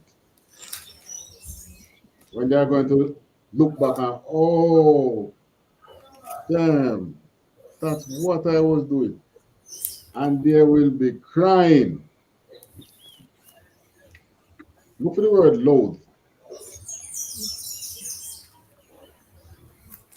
They're gonna be crying and, oh God, I can't believe I was doing. And you know one of the worst things?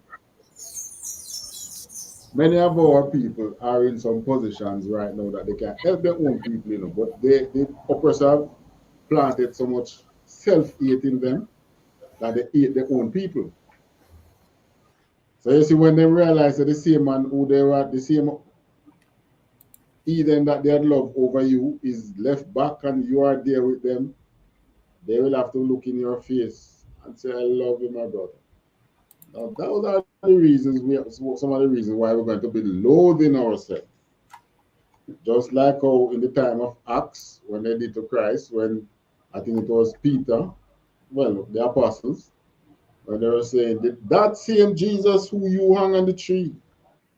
And the people then say, oh, shoot, that's what we did. We did something terrible wrong. Same thing coming around, man.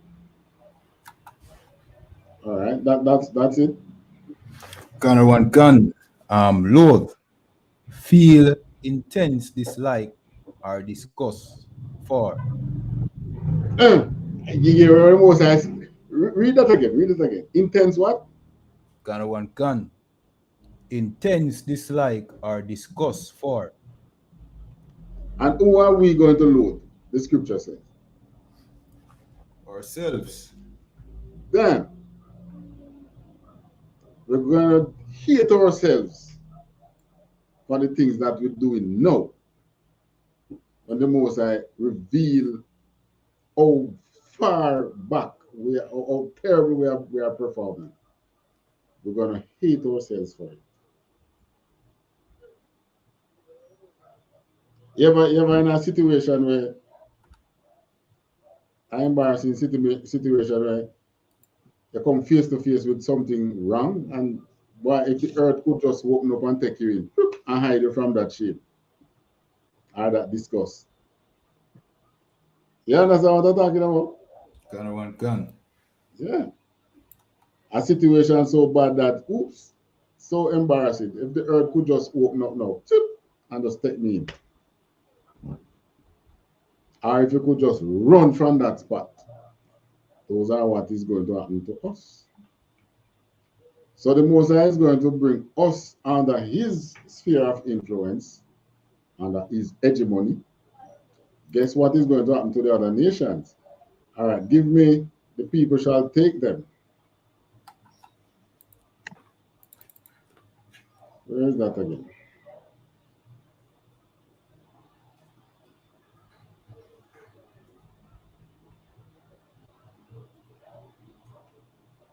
Which book is that again? Isaiah 14 and verse 2.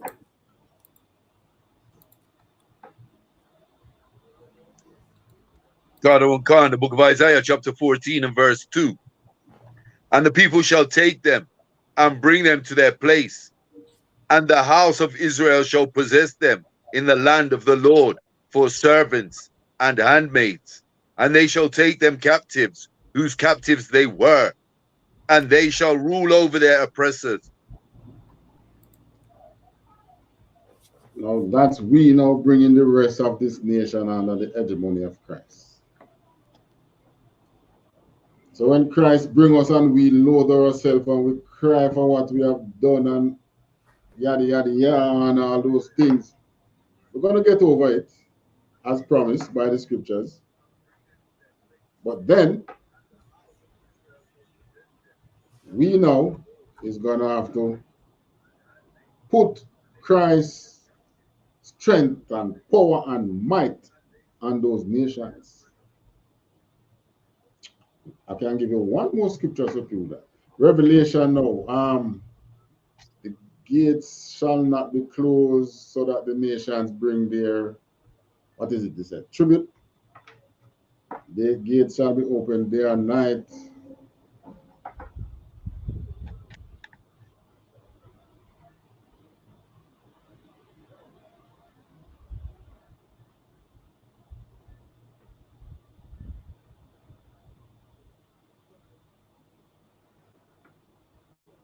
Find it? Salakia, sir. Isaiah 60 and 11. Hold on.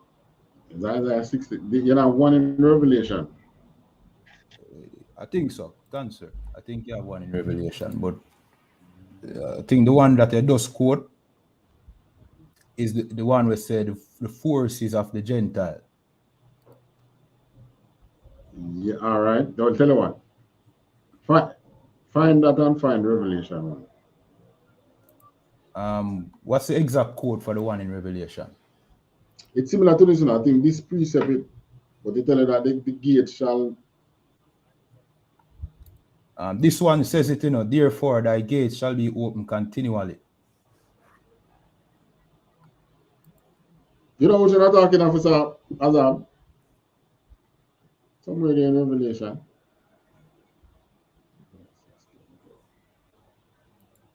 Which is you're looking for which one again? Revelation 21 and 25.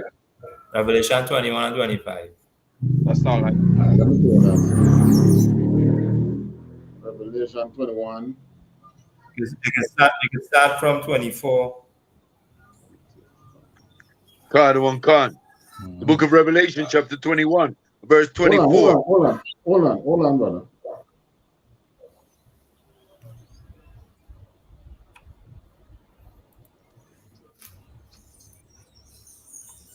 All right. So read the one in Isaiah first, and then we close off with this one. Khan. Isaiah, please set this one in. The book of Isaiah, chapter 60, verse 11.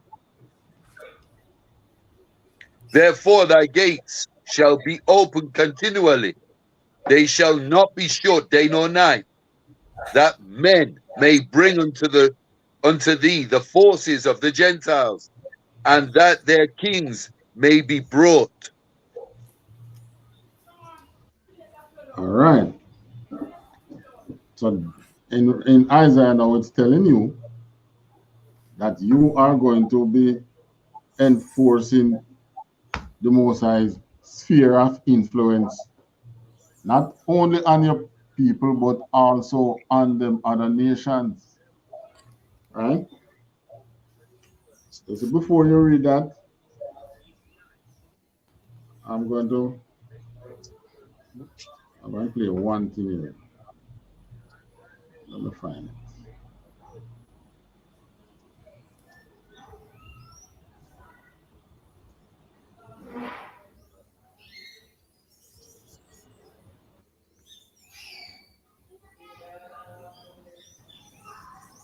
How about that one? When you get a chance, right?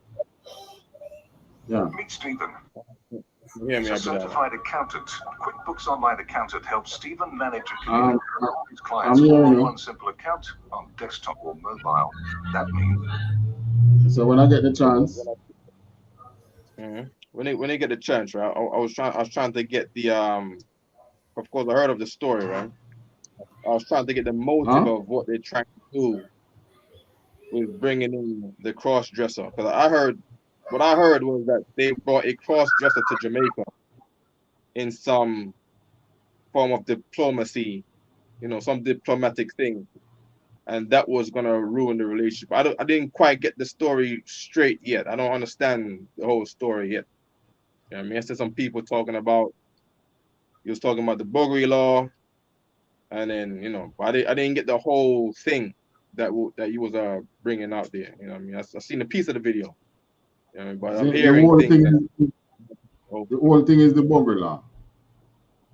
They have been trying to get us to remove the Bogri law. What would say repeal the Bogri law in Jamaica, right?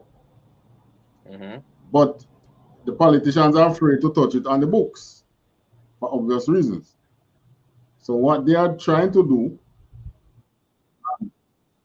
when Joe Biden's administration, they want to fast forward it. In other words, they want it to done under their rule while they are in power.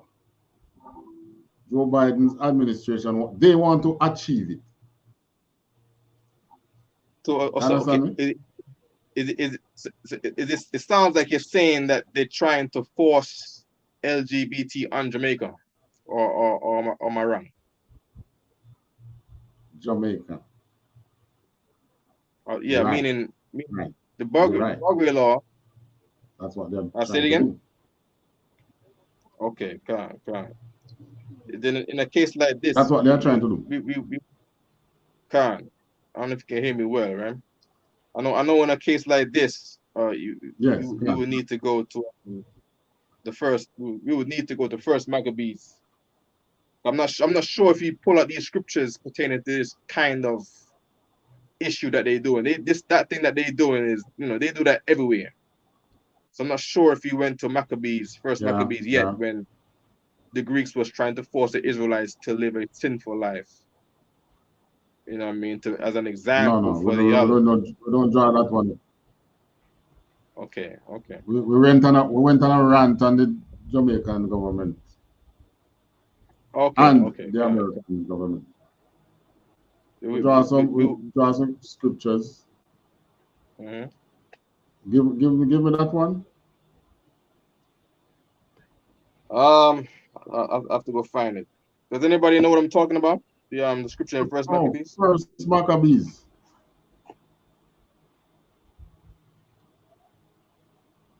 That's when when they went to the Eden and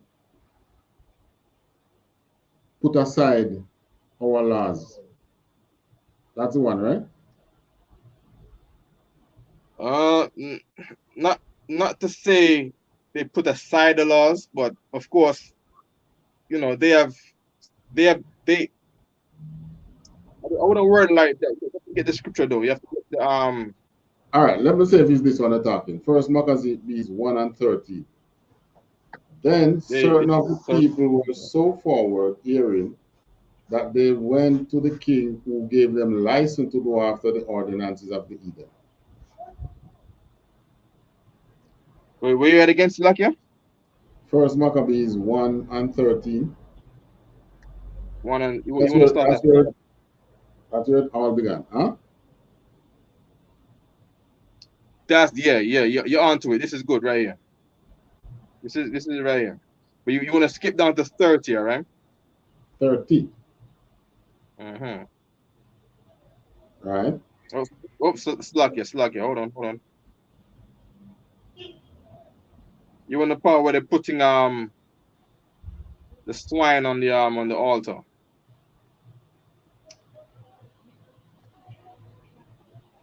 You want to start at 41.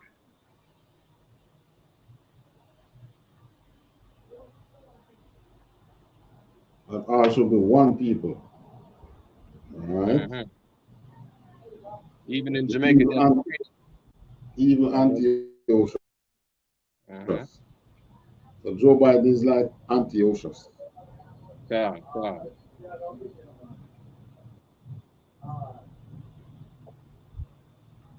And Joe Biden is like Antiochus, and he wrote to his whole kingdom. In other words, well, even in New York, right? Commander Gianna will always say this, right?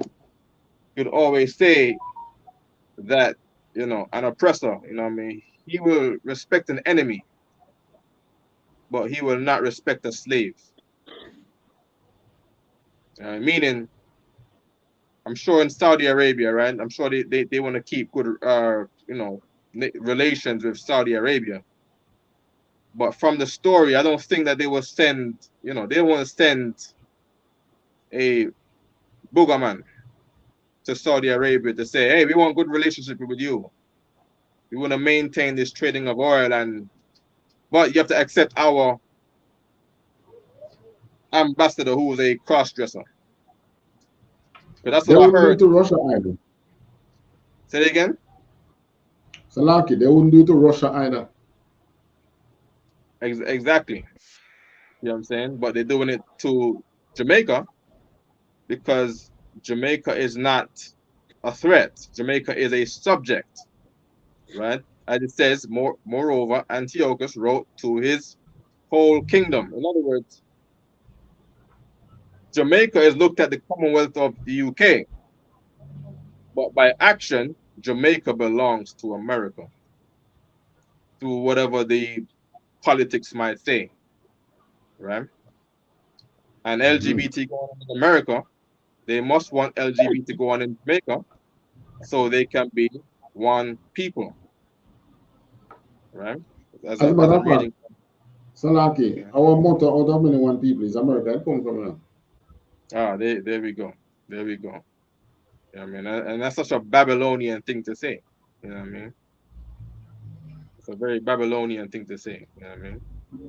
That, all people should be one, and we should all say the same thing. America wants Jamaica to the same thing as America. You know what I mean? Absolutely. I believe, if I'm not right about that one, right? I believe even a lot of the Christian churches in Jamaica is established from America, right? Or some other place, right? Yeah, man. God. The Pentecost, all the what we call evangelical churches have their roots in the US. Baptist,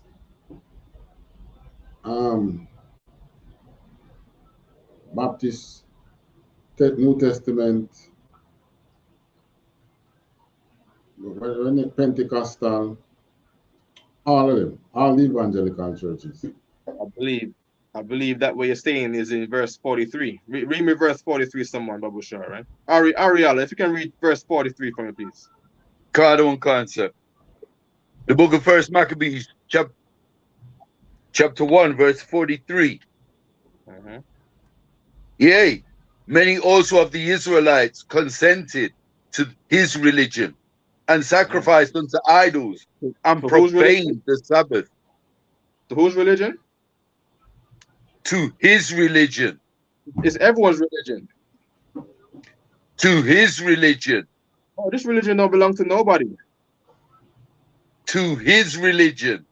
Oh, God love all people. To his religion. There you go. Keep reading. Khan, and sacrificed unto idols and profaned the Sabbath. Khan. That's exactly what Abadawan was saying, right? Right. Khan. Where's the part that there was put the I think it's right here, right? I think it's I don't know if you got time Abadawan to read it through, all right? I'm not sure how much time you got, right? Read what? This particular section right here, this is the key thing that you need for the topic that we have on hand, right? Especially the part in with the swine's flesh, right?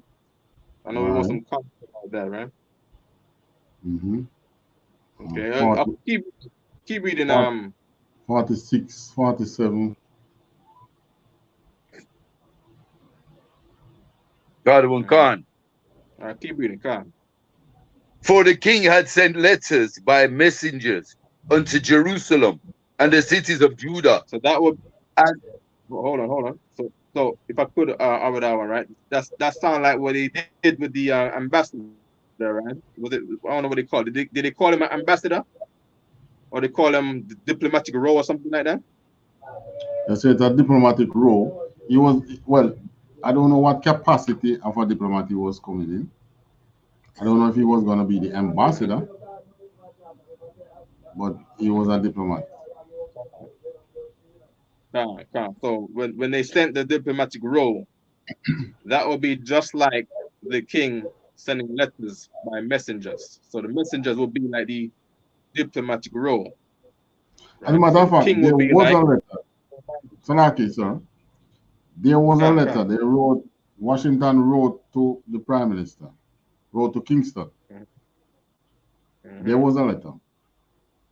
And they did not respond. So they sent another letter demanding a response. And the response was no. All right, since it's a no, then we now had to write to them requesting the extension for our diplomats. And they said, no extension. No. When their time is up, get them out of the country. Yeah.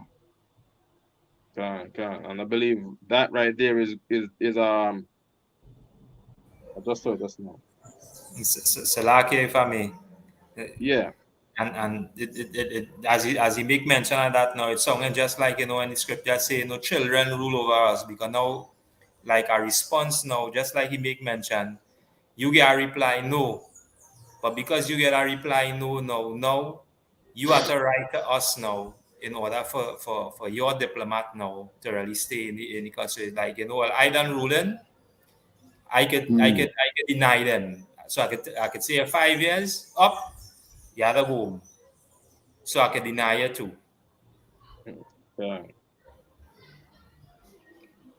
And in this particular time right here too, right? We had verse 50, right? If we can verse 50.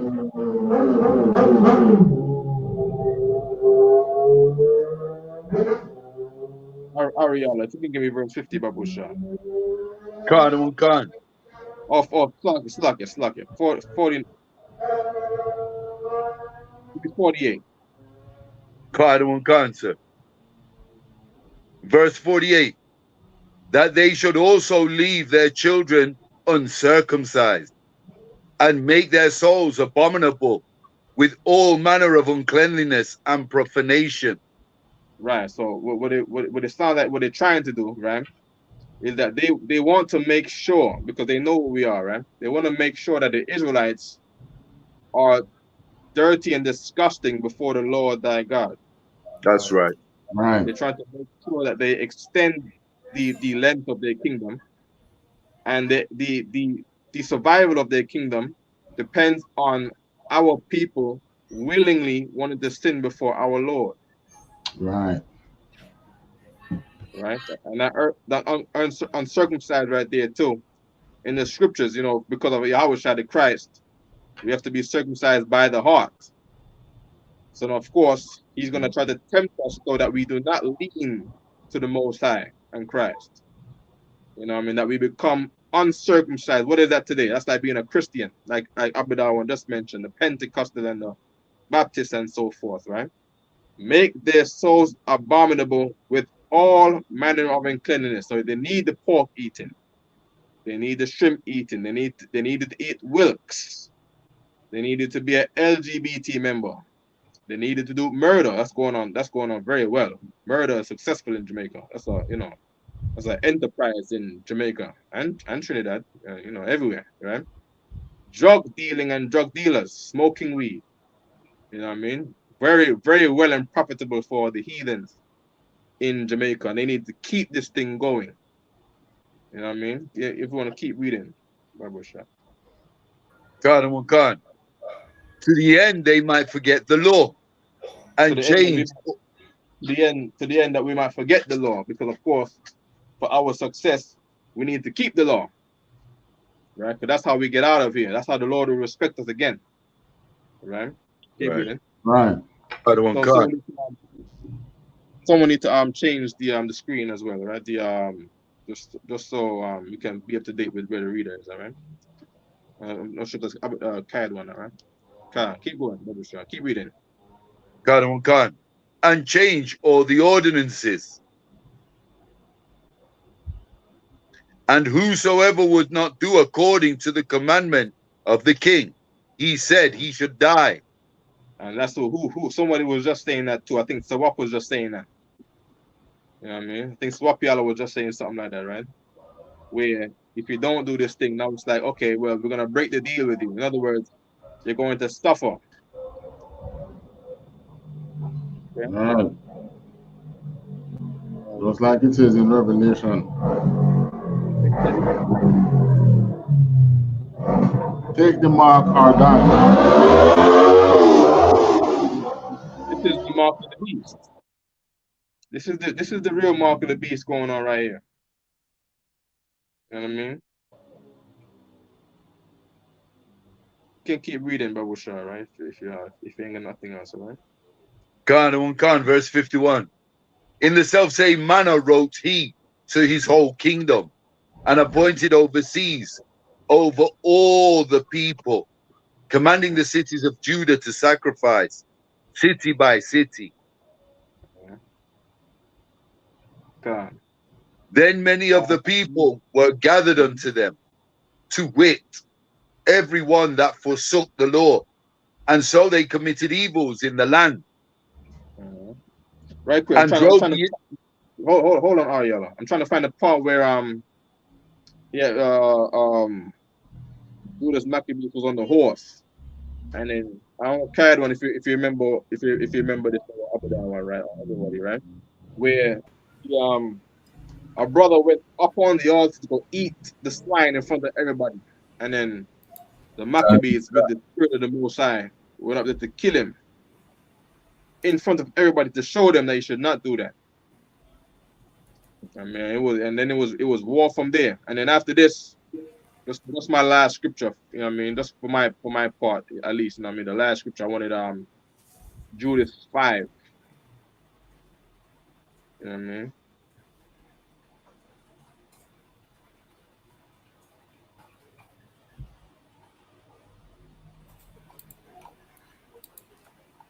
Khan, this is First Maccabees chapter 2 and verse 24. So this is 2 and 24, right? Before we get there, hold that right there. This is the one I wanted right here.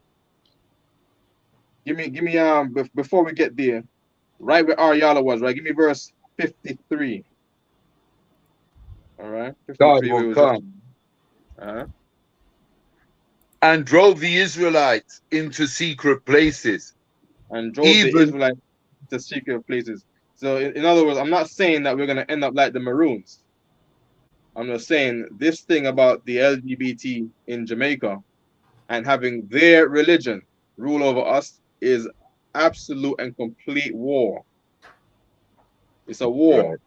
Exactly. If you read about Maccabee's story, Jamaican people are living this right now. And in Jamaica, they're scared of this Maccabees book right here. You say this is get First Maccabees, you're gonna see some Jamaican people start running. Right. You're gonna be like, yo, what kind of voodoo thing in the book? Because they've been lied about what this book is. This book right here explains what Jamaican people have been through and are going through right now. And when they bring the cross-dressers from America to try to mess with the boogery law, right? It's for this exact same thing right here, right? We're ready for Khan. Of course, now we're because of Christ, we're not in the administration of death anymore. We're in the administration of life. So more than likely, they're not gonna just pull out full-fledged bloodshed onto us when we rebel now, but we're gonna run into some hardship, and that's why Abadawan said our Jamaican people have the full capability to be independent. And just as Abadawan said, Jamaican people have to believe that they can depend on themselves and that you don't need to depend on your oppressor. Because the oppressor will have you believe you need their cornflakes. And you need their, I don't know, I don't remember what they import. You need a Nestle, and you need a Fanta and a Coca-Cola. And it's just not true. And their Kentucky Fried Chicken. And their Kentucky Fried Chicken. And their Burger King. And that's a lie, man. We have cows in Jamaica. I don't see people growing cows like we used to. But of course, we Jamaican people are gonna have to get back into that. You know what I mean? You don't need the oppressor. You know what I mean? You can absolutely survive. If you be the will of the Lord, Jamaica can grow things and they will ship to, not through the government, but you have your own contracts with brothers in America who become independent. And brothers in Trinidad and brothers in Cuba and Belize and whatever place, Venezuela, you know what I mean? Trinidad, Guyana. Right. You know what I mean? But we have not been given that mind to love each other, to consider each other, to consider these economic roots. So we just say, oh, in America, we need the conflicts. What we're gonna do? We don't got the sweet milk from Nestle. We're gonna die. To the end that they may die. That's what we just would rather go. Right? Well, what they think about, is just the visa. Yeah. They need the visa to. I think that they need the visa to survive. They need the visa, meaning they need the visa to go to America to do what? To get the Nestle and the KFC and the things that they think they can live without. Right, and to go to America to work for a little bit. Work for who? Work for whose business? Exactly. You know what I mean? Get the US dollar. Yeah. You know what I mean? So we've been taught to be slaves. Still. You know what I mean? We're in Jamaica and we still depend on a oppressor overseas. Right. We rely on his economy. You know what I mean? We can drop the other part CAD one, right? Unless you want to read the CAD one or Abida one. If you want to what was that scripture again? I want to see it right quick before I can say yay or nay. You know what I mean? Which one? Yeah, First Maccabees 2:24, right? All right. Okay. Here we go. Right. Verse 19. Ariella, if you can read verse 19 for me, Babu Shah. First Maccabees 2:19. Yeah. Cardamom Khan, the book of First Maccabees, chapter 2, verse 19. Then Mattathias answered and spake with a loud voice. This is Though what all the we do. nations, We don't want to speak with this loud voice at camp. Read. Cardamom Khan, though all the nations that are under the king's dominion obey him and fall away every one from the rebellion, religion, Salakia, the religion of their fathers, and give consent to his commandments. And that religion translates to culture. All right, culture or traditions. You know? I say all the time to everybody, right? When someone becomes a Muslim, I say, why do you feel when you become a Muslim, you have to speak the Arab language and wear the Arabs' clothes? Because you're following their racial culture and lifestyle. Right. When you become a Hindu, why do you have to wear the Hindu dress and put the Hindu dot on your forehead and say in the Hindu Indian language, Namaste? Because they're putting on their culture as your religion. Well, we had our own culture. Right. So we're reading a book now. Religion is really culture.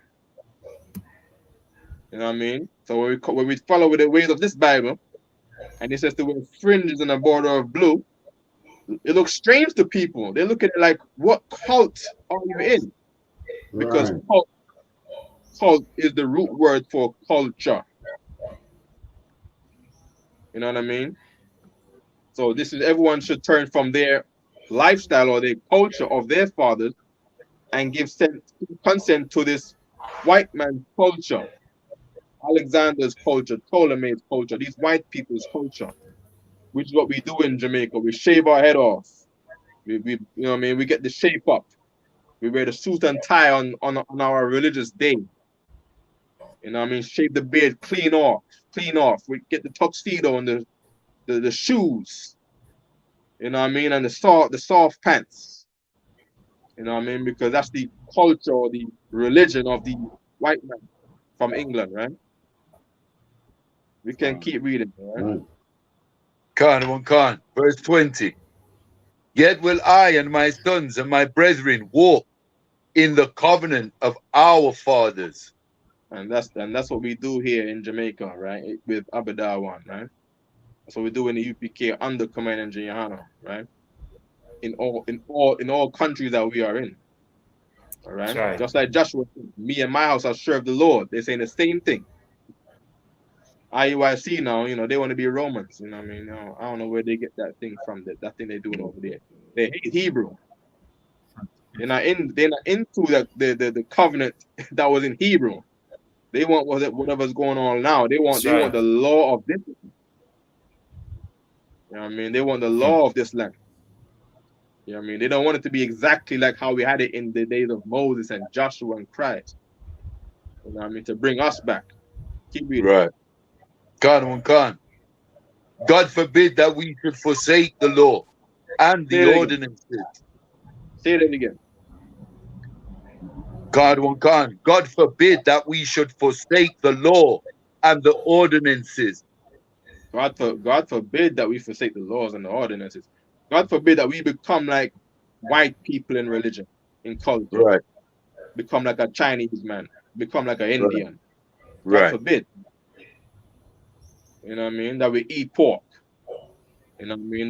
That we follow these anti-buggery laws to become some LGBT member. And here's the thing: if they made it legal, we don't have to do it. I mean, if they make it legal, does that mean that I become a booger man because they made it legal? Exactly not. Yeah, you know, I will live down the street from you, and I live in a different world from you. You see what I'm saying? God forbid that we should forsake the law and ordinances of our fathers, regardless of what they want to do in society. You know what I mean? Legalize weed don't mean I smoke weed now. You know what I mean? Legalize abortion don't mean that my rib goes get an abortion. You know what I mean? Keep reading. Khan, I'm saying that just in case Abadawan and Kaidwan rise up into some political power in Jamaica, which is absolutely possible, and you have to go sit somewhere, you know, probably in parliament or at some, you know, some political rally, and you might get a moment to speak. People might say, "Oh, you're the Israelites," and you're gonna say just that, you know, legalize weed. But since they legalize weed, I still don't smoke weed because I read in the Bible, Proverbs 16:27, an ungodly man has fire coming out of his mouth. I'm paraphrasing scripture, of course. You know what I mean? And legalizing boogery doesn't mean that we have to become no booger man. You know what I mean? Keep reading. 22. Khan, we will not hearken to the king's words to go from our religion, either on the right hand. There you go. Or the left. So even when they legalize it, we don't have to hearken to that. You know what I mean? We're gonna keep to our culture. We will not go from our culture, our lifestyle, our tradition. Next verse, 23. Because we're running out of time soon, all right? Khan. Now when he had left speaking these words, there came one of the Jews in the sight of all the sacrifice on the altar. This right here is why I don't like a lot of the celebrities. You know what I mean? I rate Vibes Cartel music, but I don't like Vibes Cartel. You know what I mean? I don't like how he is in. Yeah. When I text about the other day, carried one. Valiant. Salakia, say that again, sir. Valiant. The artist. What about him? He's Salakia carried one. I know everybody in Jamaica love him, but I watched him on Sunfest. He sounds like an LGBT member. About him initially, I never hear what you say. Oh, I was saying the artist that they call Valiant. Gone. He sounds like a legitimate LGBT member. Okay, gone. He sounds like he's trying to pretend to talk like a man. I mean, I hear the cracks in his voice. I hear him sounding like, you know, a little fishy. Yeah, I know how the king of the world talk about Joe Biden, and I know how they are. I know how the Jamaican government is, who always want to obey Biden.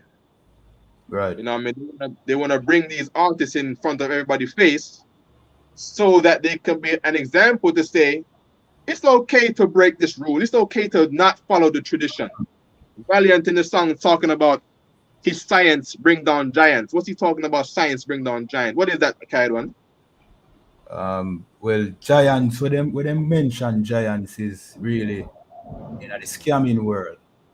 Them call them skull and them call them giants. A giant would be like a rich, you know what I mean, victim, a scamming, somebody with some money, them call that a giant.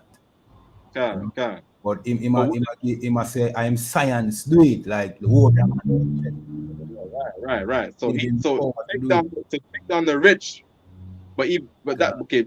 I do like the energy though, because that, if that's what it means, then that's good, because he wants something, but he's going the wrong way about it.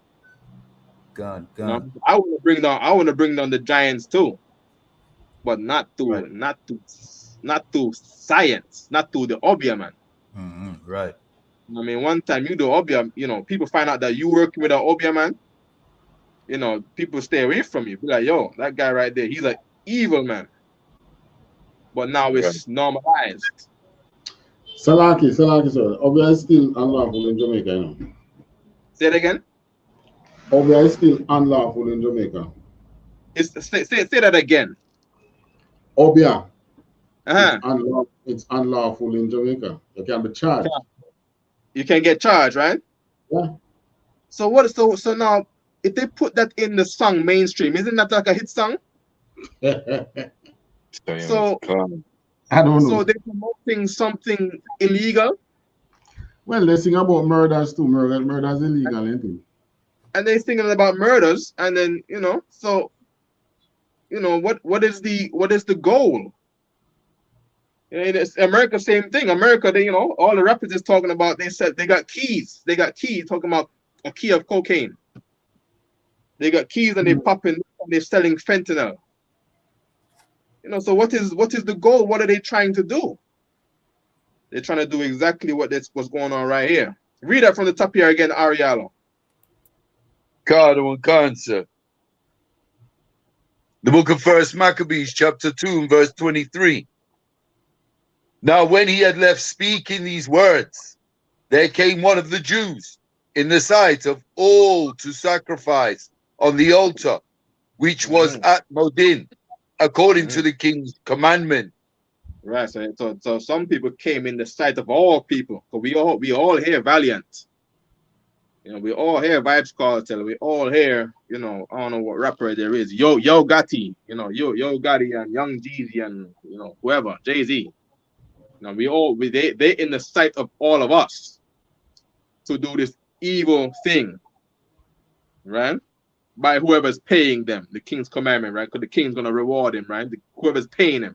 Keep reading. Next verse. God and Khan. Which thing then Mattathias saw, he was inflamed with zeal, and his reins trembled. Neither could he forbear to shew his anger according to the judgment. Salakia, according to judgment. Wherefore he ran and slew him upon the altar.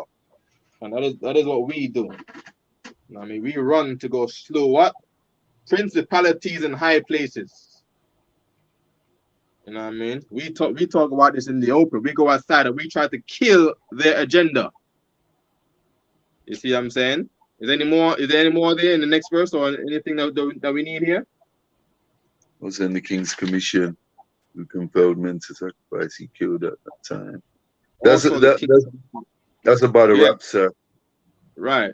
So even this right here is good. So they bring a rapper up to say, sell drugs. What are we going in the street to do? If you sell drugs, you're a filthy, stinking drug dealer, and Christ is going to put you to death. You don't love God. You know what I mean? LGBT, you're going to get AIDS. You're going to die. If a man life of a man, like a woman, his blood shall surely be upon him. There's a disease in your blood called AIDS. You try to kill the argument. I hear a lot of people on TikTok talking about, we love the LGBT members. They got so much swag. In other words, there's some people out there in the public in Jamaica who are starting to accept it. Right. Can't. You have to bring war to the argument. How did he become an LGBT member? LGBT members all have AIDS. What are you saying? Everybody around here should have AIDS? I don't think everybody around here got medicine for AIDS.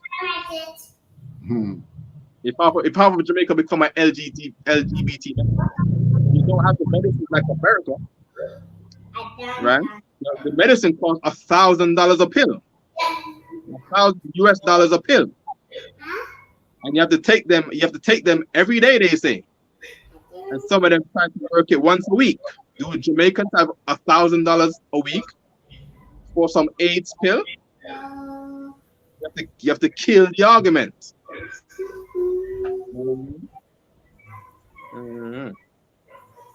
Any more? Any more there? Read that for me right there, Ariel Babusha. God will come. The book of 1 Maccabees, chapter 2, verse 25. You want 24, sir, or 25? Which thing when Mattathias saw, he was inflamed with zeal, and his reins trembled. Neither could he forbear to shew his anger according to judgment. Wherefore he ran and slew him upon the altar. That's why people are always saying, why are you guys so angry? Why are you guys yelling in the middle of the street? Why are you angry? Look around you and see why we're angry. Why are you not angry? You don't see this? No problem. If I could kill them, I'd kill them. Right. But we're commanded to not kill. We're commanded to not hurt nobody. You know what I mean? We because of Christ and the mercy of Christ, we're commanded to hold ourselves still and to not go to jail for murder, because they will charge us for murder. So no problem. We can't kill you. We can't get no machete to your neck. So we're gonna just talk to you, and we're gonna kill the old man, so we can bring birth to a new man, Lord willing, in Christ. That's right. Out of all of these drug dealers and all of these murderers and all of these whores, we're gonna kill the old man. Right. You know what I mean? Keep reading. Verse 25. Khan. Also the king's commissioner, who compelled men to sacrifice. Even the king's commissioner. That's the messenger. That's the rapper now. That's Vibes Cartel. You know what I mean? That's Valiant, trying to make everybody do science. Right. You know what I mean?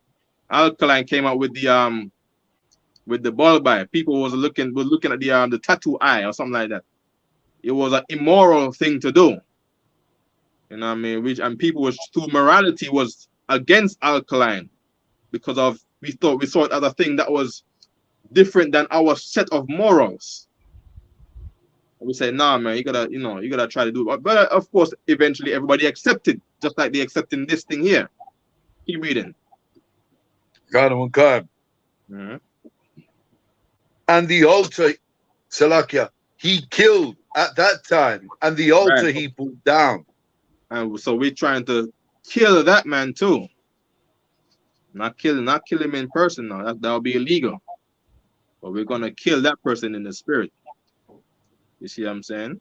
We're gonna put him to death. You see what I'm saying? In the spirit now, you know what I mean?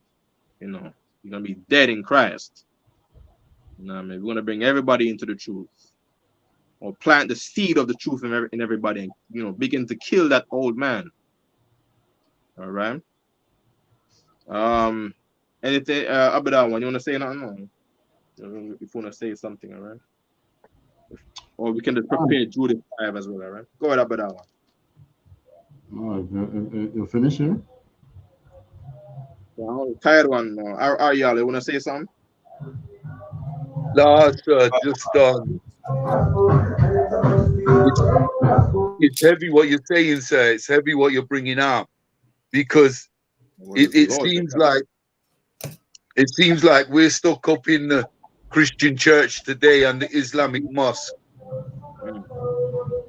doing the exact same thing that you're talking about, and why we're in the highways and byways and trying to bring our people back. There always seems to be some hindrance or something trying to block us, the works of Satan, and this is heavy. This is in First Maccabees, sir. If I may, I'm going to use it in my next class. I think that we're going to get a lot of people trying to interrupt the feast. The feast in Scotland we've got coming up in the UK. Yeah. All right. Yeah, we're gonna be training for Shamar, because I think that the Christians may have something planned for us, sir. And yeah, that's why these precepts are heavy in First Maccabees, sir. I'm grateful that you brought them out, sir. You see why it was illegal, right? These scriptures right here was illegal. Can't. I believe so much they said take it out of the Bible. Can't make no slave come across this by accident. Can't. Right. Damn. Chapter 1. God damn. You mean you start reading the book and get mad and get angry. That's why I say you read Maccabees. You know what I mean? Can't, sir. Yeah, heavy, sir. Can't. Right quick on while we're on the topic, all right? Let me get Judith 5 and 18.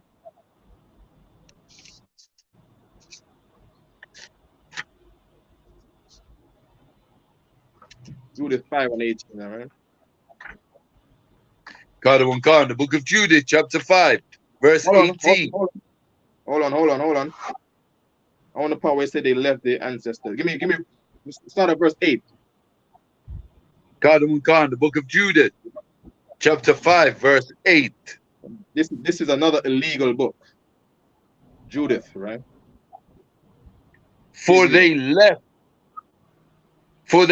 the way of their ancestors and worshipped the God of heaven.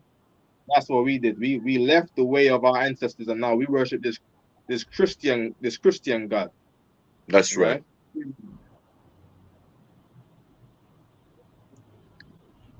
The God whom they knew. So they cast them out of the face of their gods. And they fled into Mesopotamia and sojourned. It said also the God who they knew, because of course we say okay, you in the UK, right? So the God that we know in the UK is Allah. Allah's not the God of our ancestor. You know what I mean? In Jamaica, we worship white Jesus Christ, the God of heaven. That's right. But that's not the God of our forefathers, of our ancestors, but that's the God that we know. The Baptist Church, the Anglican Church, the Pentecostal. We know these gods. We know the religion and the words of the gods through these religions in Christianity. But that's not the way of our ancestors.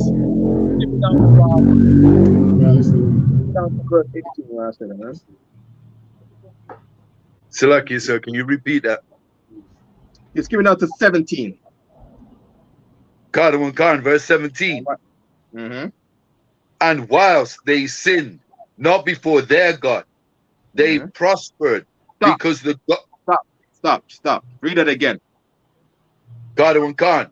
And whilst they sinned, not before their God, they prospered. Whilst we sin not before our God, we would prosper. We would be rich in Jamaica.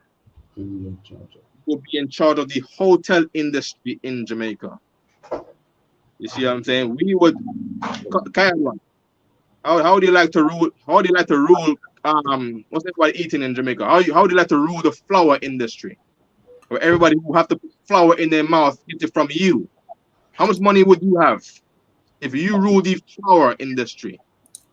Lucky, sir. Not only how much money would I have, but how much money would black people here in Jamaica have. You understand? Thank you. And the Chinese wouldn't be able to monopolize, you know what I mean, our the wholesale industry and them things, all the things that we need, you know.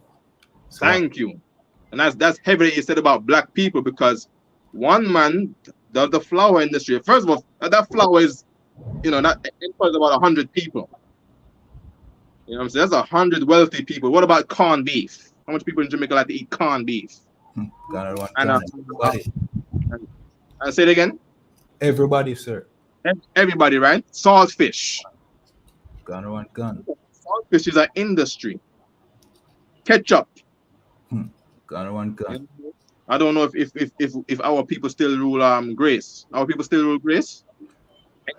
Excelsior. When did our people rule Grace? None of our people rule Grace. When did our people rule Grace? I don't know. I'm asking you. No, you say if they still rule Grace. Yeah, right. Do they rule Grace? Well, never rule Grace. They never rule Grace. There you go. If our people rule Grace, we would prosper. But we sin that our because of the beef and Esau, you know. Yeah. Salaki, sir, if I may. Yeah. May I be dismissed, sir? It's 5 past midnight here. I have to get up to work. No sweat. Right, THAWADAH. Lord allow, I'll see you next week. THAWADAH the one. THAWADAH. SHALAM the one, yam. Yo bashim yo shai brakatom. All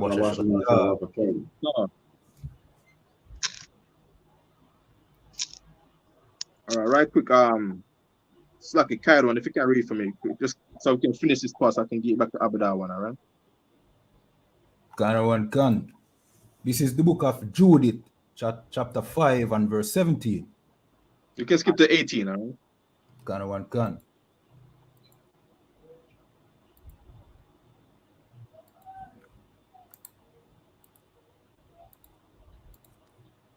Khan. This is the book of Judith, chapter 5 and verse 18.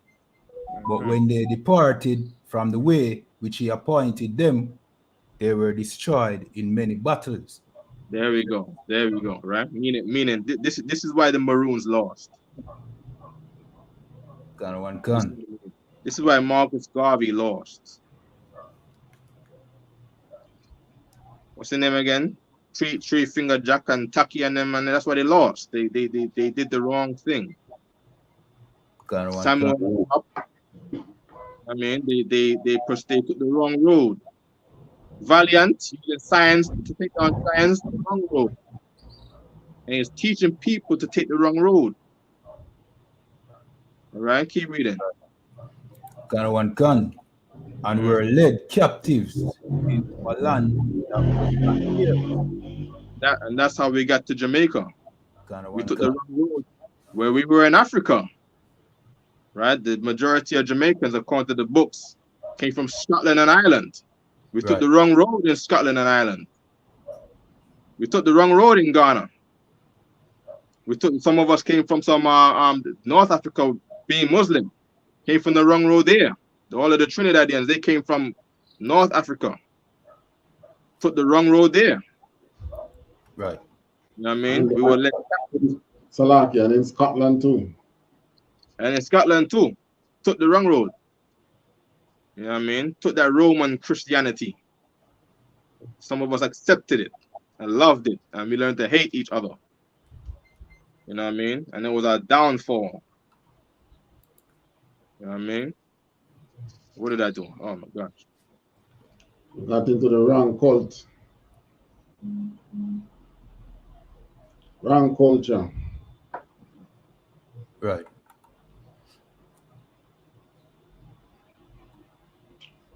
Right. So this one, the temple of their gods were cast to the ground, and their cities. What happened to their cities? Khan. Were taken by the enemies. So it's just that Kingston. What do you think we have now? Now that we have disobeyed the king, this is not something that is going to go away just like that. So you know what Joe Biden did, the ball. This is going to be, if you're not careful, it's going to be a deadlock, because they are not going to have anything to do with us until we repeal the Buggy law and say, okay, you can send them home. Unless next year now there's a change of government in the US. So that would give us a long while without any diplomatic relation with the United States. But just like we are bringing out, you don't really need them to survive. As a matter of fact, the average person on the road now in Jamaica, what are we getting from America to survive? Those who plant, if you don't plant, you don't eat. Those who hustle, the things you buy, they don't come from America anyway. Right? So you can survive. You know who's going to be in trouble? Those who had sell them soul to the God-forsaken place. They have all their investments over there.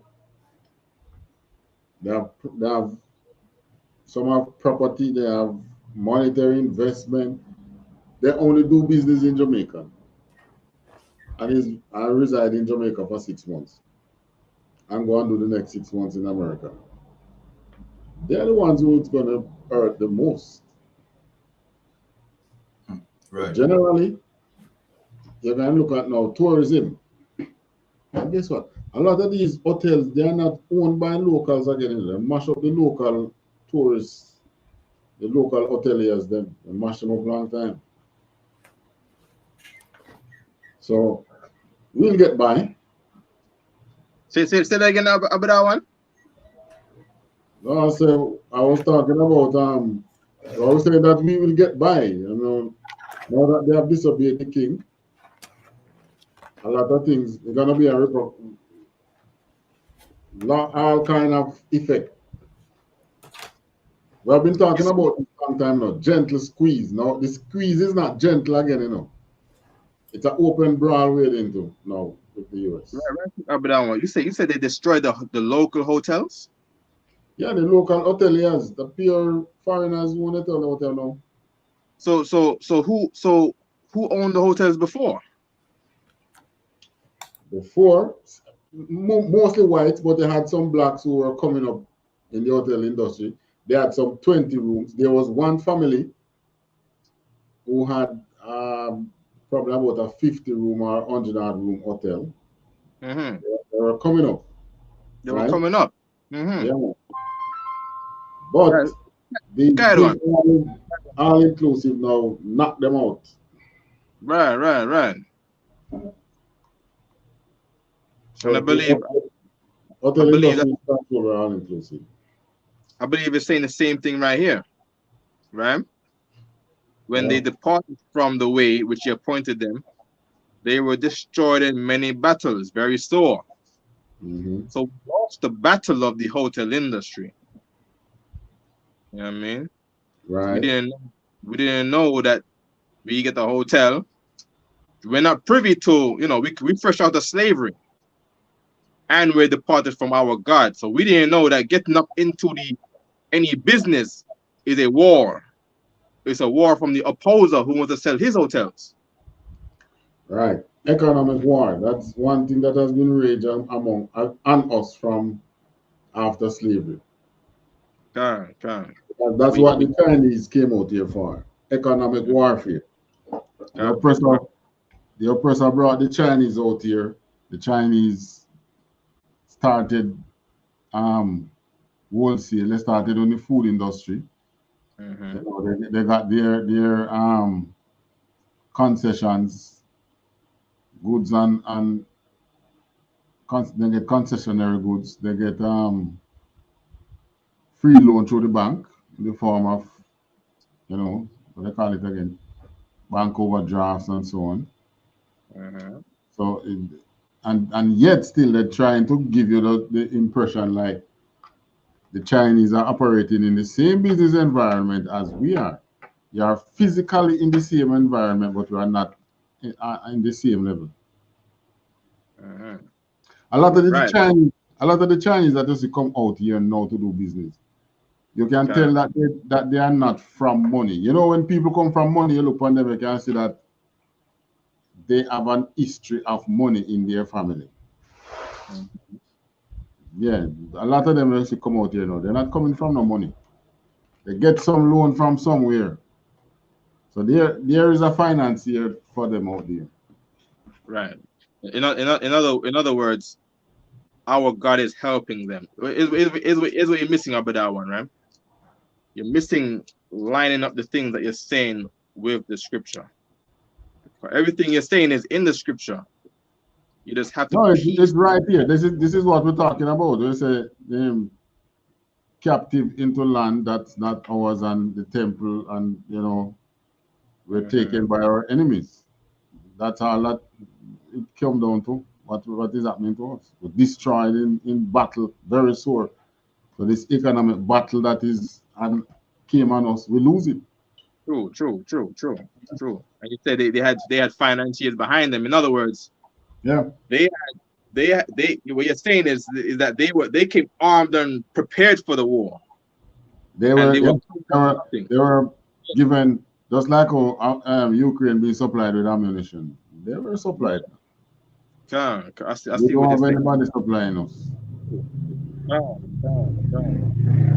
As a matter of fact, the banks has waged economic wars against people out here too. Mm-hmm. Yeah, you don't get business loans from them. You get personal loan. You get personal loan, and that's to put you in debt. Put you personally in debt. put you personally in debt. And who owns the banks out there? What nation owns the bank? I'm not sure if you know. Probably like some Syrian or who. All right. Scotiabank, one of the large banks out here that's owned by Canadians, oppressor. NCB, Leachin, Chinese. Uh-huh. You have what the other one in him? You have Sagicor, owned by some Caribbean ISA people. Right. Yeah, no black owned banks in Jamaica. Kyle one. Read this from the top for me one time again. This is the book of Judith, chapter 5 and verse 18. But when they departed from the way which he appointed them, they were destroyed in many battles. There you go. Right. And that's what we always say in the school here. Life is about war. But even the bank, you think you go into the bank to get a little loan to boost your selling crackers on the street business. And you didn't know when you applied for that loan was someone attacking you. Right, you're applying for an attacker. Yeah, you know what I mean? That's someone trying to ruin you, and they're hoping that you fail on your end of the deal. You know what I mean? And without the Lord, you will. Give me the next verse. Next verse or next line? Next verse, Baba Shah. Or 19, Baba Shah. Gun. Oh, that's lucky. You're right, Kaidwan. There was something in that last verse right there. So lucky, Kaidwan. Gun. And were led captives into a land that was not theirs. And the temple of their God was cast to the ground. Right now, nobody can find out where the real Solomon's temple was. Nobody can find out. Nobody don't know. We don't know where the Ark of the Covenant is because it's hidden by the Most High. Right. You know what I mean? All the places that we were, that said, this is niggers' town. This is the Israelite town. This is what the Israelites drank their water. This is what we ate our food at. All that is cast to the ground. Nothing is left of. Nothing else in history is there anymore. Keep reading. Gun, and the temple of their God was cast to the ground, and their cities were taken. And even so, just for UPK history's sake, you know what I mean? They tried to take out the I.S.U.P.K too. They created a whole Israelite group to try to take out the UPK, to cast our temple to the ground. They tried to create IUIC to cast the temple now, the I.S.U.P.K, down to the ground. You know what I mean? Tried to put brothers against each other, so we can be against each other, so our temple can be casted to the ground. Keep reading. Gun, and their cities were taken by the enemies. And Kingston is taken by the enemies. And Spanish Town is taken by the enemies. And Maypen and Montego Bay and Ocho Rios is taken by the enemies. It's ruled by Chinese, right? But the banks, right? Nova Scotia, the Canadians. NCB, the Chinese. And so on and so forth, right? Verse 19. Gun, verse 19. But now are they returned to their God. Yeah, we return to our God by rejecting the LGBT ambassador. Right. You see what I'm saying? We stop, and our people learn to stop smoking weed. Or they'll learn it's a sin, and we'll start the fight against the devices that have been given to us. And we'll stop the murder and the drug dealing, the drug selling. You know what I mean? And the whoredom. You know what I mean? We'll return to our power. Keep reading. Gun, and are come up from the places where they were scattered. Yeah, we will come up from the place. That's what Christ is saying. This is what Abu Dhawan was bringing out earlier too. You know what I mean? By the oppressor going down and us coming back up. You know what I mean? Regardless of whatever ambassador they send, all right? So I'm done Abu Dhawan, all right? You can drop it right there, Kyle, all right? You can leave that, all right? So, I mean, the entire scriptures, man, if you follow to draw precept, man, tomorrow morning we could be sitting here and still drawing precepts, showing the destruction of our people, or we aid them other nation in our own demise, or we strengthen their sphere of influence over ourselves, you know, all that. But you know, thanks to the Most High that He has left the records. That's right. And that is what has helped us to find our way back home. These records, the Bible. Right. Had it not been for these records, the Most High would have to be doing it all over again. Send another Moses, you wouldn't have anything to reference to. So the good thing now is that you have, even though it's going to be resetting the world again, you have the records for reference. All right, we're going to close out with this now. Revelation, that Revelation one. Oh, the one with the gates? Right, the gates. I believe it was 21, 25 or something like that, right? Yeah, 24 and 25. Mm-hmm.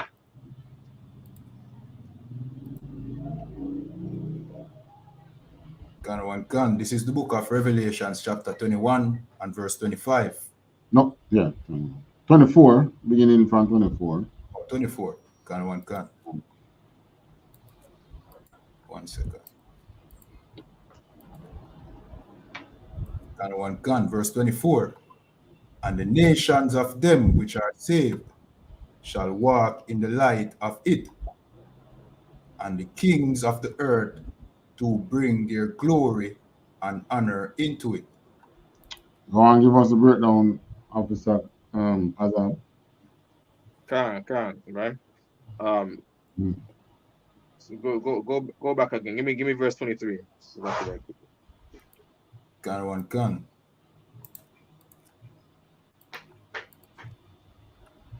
Verse 23. And the city had no need of the sun, neither of the moon, to shine in it, for the glory of God did lighten it, and the Lamb is the light thereof. I can't remember the exact same breakdown for this, but I know in Revelations, sun and moon don't exactly mean sun or moon, right? Sun means wisdom, moon means knowledge. All right. Now the glory of the Most High gives us knowledge and wisdom. In other words, so we don't need the white man's education, because education came from us, and it will come out of us again. And Christ gave us the understanding of the law. That's probably what it means, right? Because the understanding of the law, like Deuteronomy says, the understanding of the law is our wisdom in the sight of the nations. Keep reading. Gun. Jump to verse 24 now. 24. Gun. And the nations of them which are saved shall walk in the light of it. And the nation of them, this is where the Christians get tongue twisted now, because they say the nations of them which are saved. When Judith just said, we came up from the places where we were scattered, as we were scattered into all nations.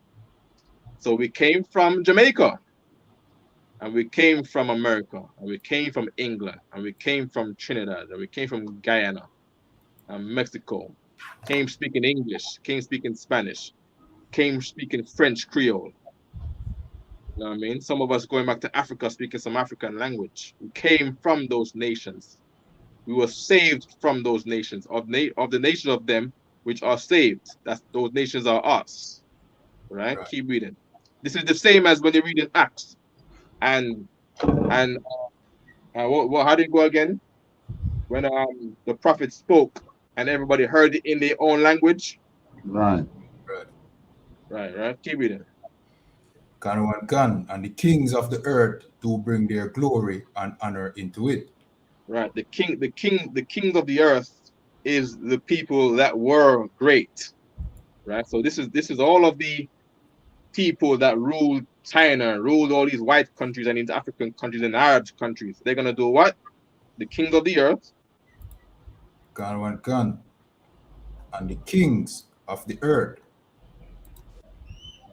who bring their glory and honor into it. Now, what does that mean?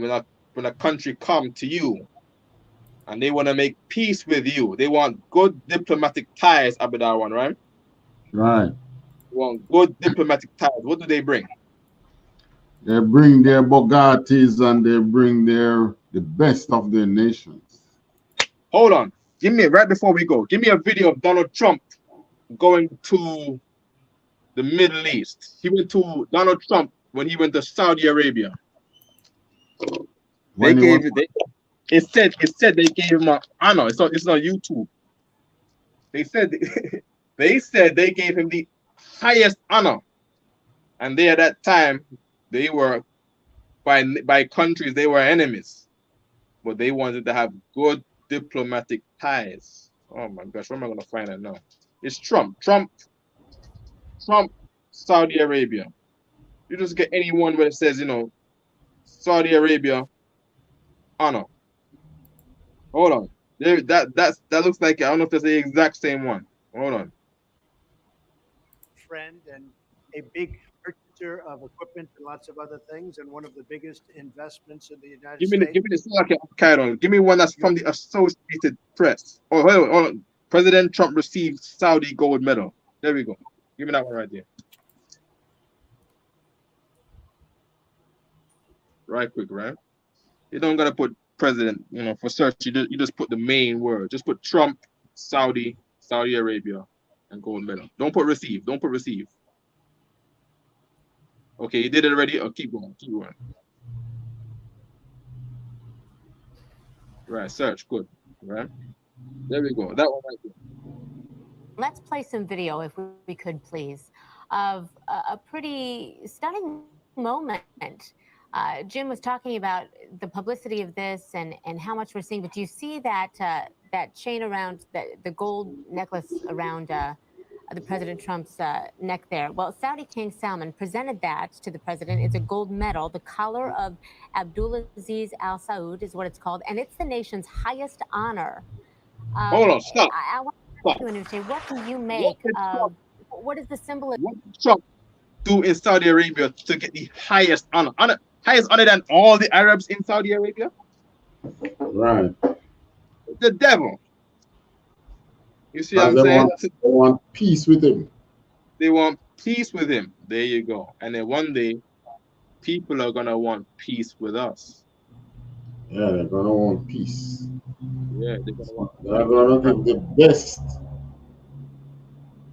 But we live amongst them. So if they're supposed to learn that no one gold chain can't go do it. So it's the gate we're going to have to open for the gifts. They're gonna have to bring in a truckload of gold up at that one. Right. Truckload of gold. You know what I mean? We want gems from under the ground. We want more blood diamonds. And they dare not look and say, but you all are rich already. They dare not do that. Right. Any more in the scripture there, Kairon? So we can I know this is the part where you want it, right? Gun, verse 25, sir. Hold on, right quick. And those were the kings of Saudi Arabia. That was what they called King Solomon a while ago. Right. King Solomon, the king of Saudi Arabia, the actual king. Right. Right. Go ahead, Kairon. Gun. And the gates of it shall not be shut at all by day, for there shall be no night there. Right. Just like in New York City, they say it's the city that does not sleep. It never sleeps. Right. Because people should sleep at night. In New York, people are working at night.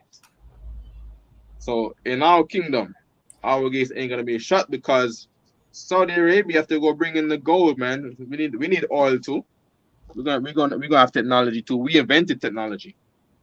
I mean, we have to keep gates open for all of the gems coming in, because I want a palace made of gems, straight up gems. I don't want no brick in my palace. Just like I said, that we live amongst them, so they know how flashy we can get. There you go. That's the water. They better take it as a learning instance now to learn about us. You know what I mean? Can. That time we're gonna be honorable niggers.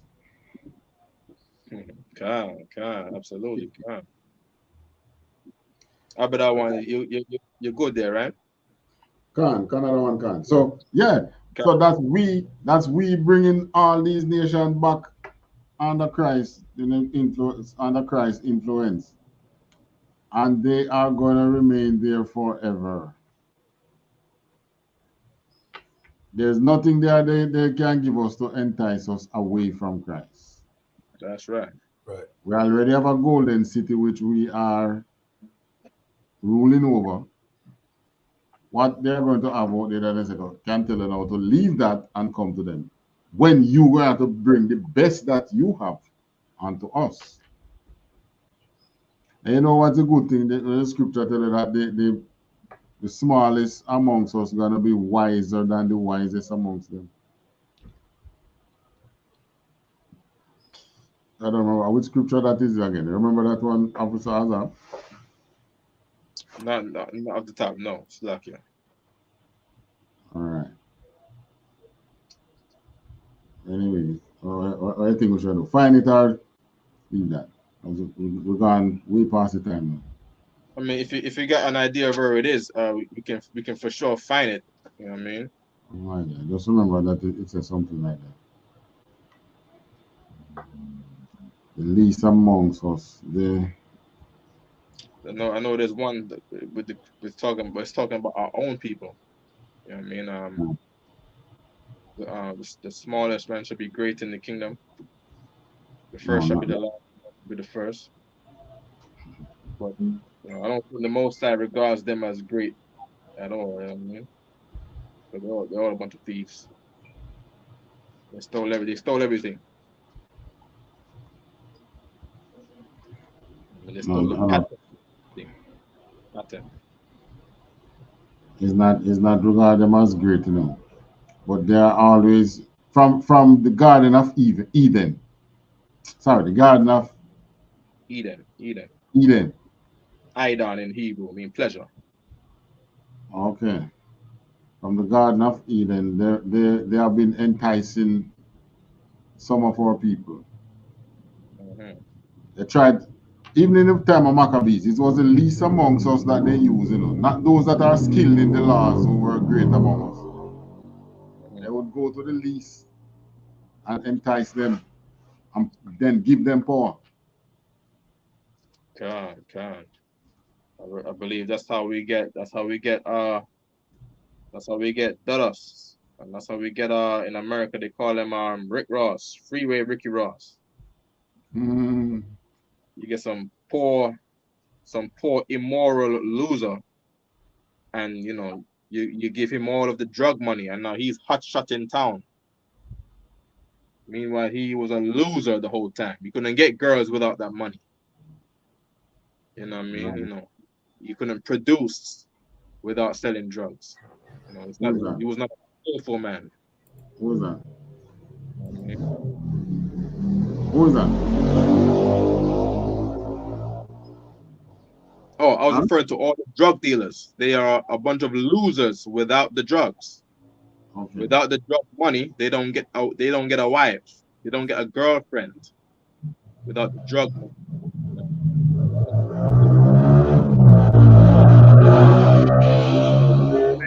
Be able to produce. All right. There's one that is close to what I'm saying. Zechariah 12:8.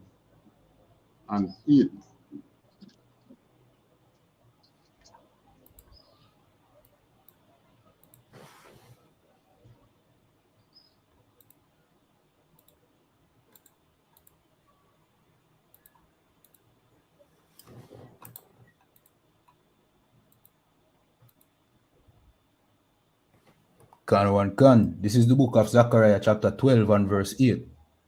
In that day shall the Lord defend the inhabitants of Jerusalem, and he that is feeble among them at that day shall be as David. Right. So the man that is feeble is weak amongst us. Gonna be as strong as David in that day. So there will be none that the heathen believe that they can use. Right? Okay. There's another scripture that it what I'm saying, but I can't find it now. But this one is good enough.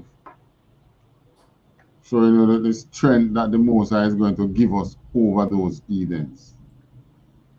Right? First, we're going to load ourselves, and then we are going to bring them, the mother nation. Make them stop worshiping them idols and things. Okay. All right. You want to be a Christian? We're going to teach you how to be one. Repeat what you're saying, sir. Okay, I was saying this is a good scripture. Because of course in Jamaica, and I mean a lot of people don't believe, you know what I mean, that no matter what, they don't believe based on a man's situation, you know what I mean? They will consider themselves in the economy to be very feeble. Right. And we're faced with a lot of discouragement.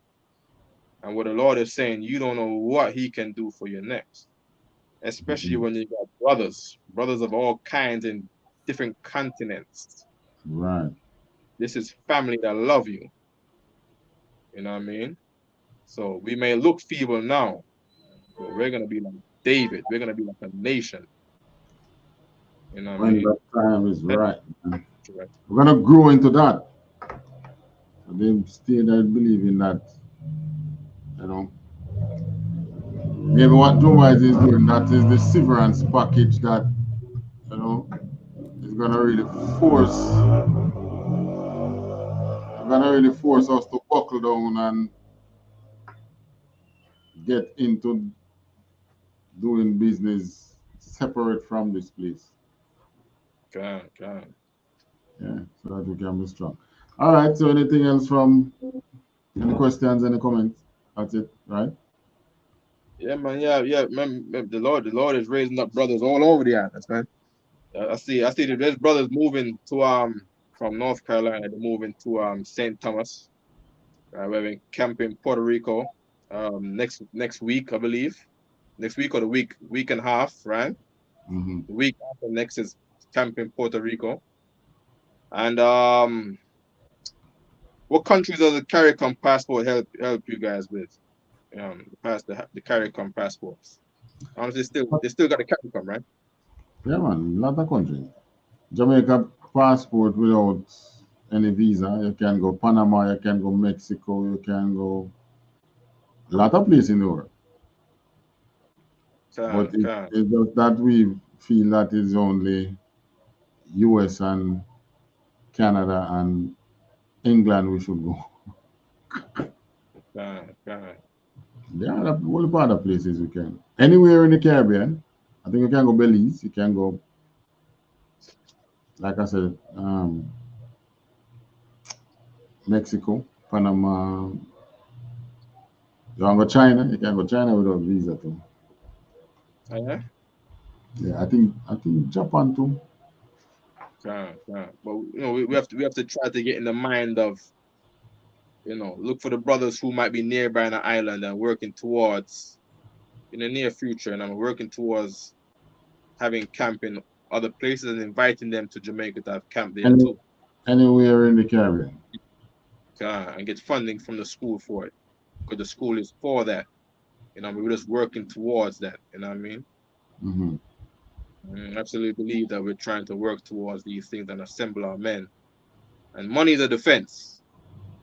You know what I mean? So everywhere, all the brothers in the States, they're trying to get their wives into nursing or truck drive, brothers trying to get into truck driving so there can be more money in the school. So, what I mean, we can get brothers to where they need to be to do a mission and to get things done and to get work with the Most High done.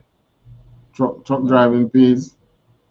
Truck driving pays a whole lot. I mean, if you were to come here and get a truck driver license, the only thing is now is a lot of people are the white people are fighting back for it. You know what I mean? So sometimes you might not get jobs as much as you want, but truck driving pays an incredible amount of money. A lot of brothers from Jamaica start coming up and they try to become truck drivers. You know what I mean? It costs money to get the CDL, which they call it a CDL, which is your truck driver's licensing. You know what I mean? But that pays thousands US dollars per week. You know what I mean? It's just very. You know why I pay so much? Because I don't see a family for months.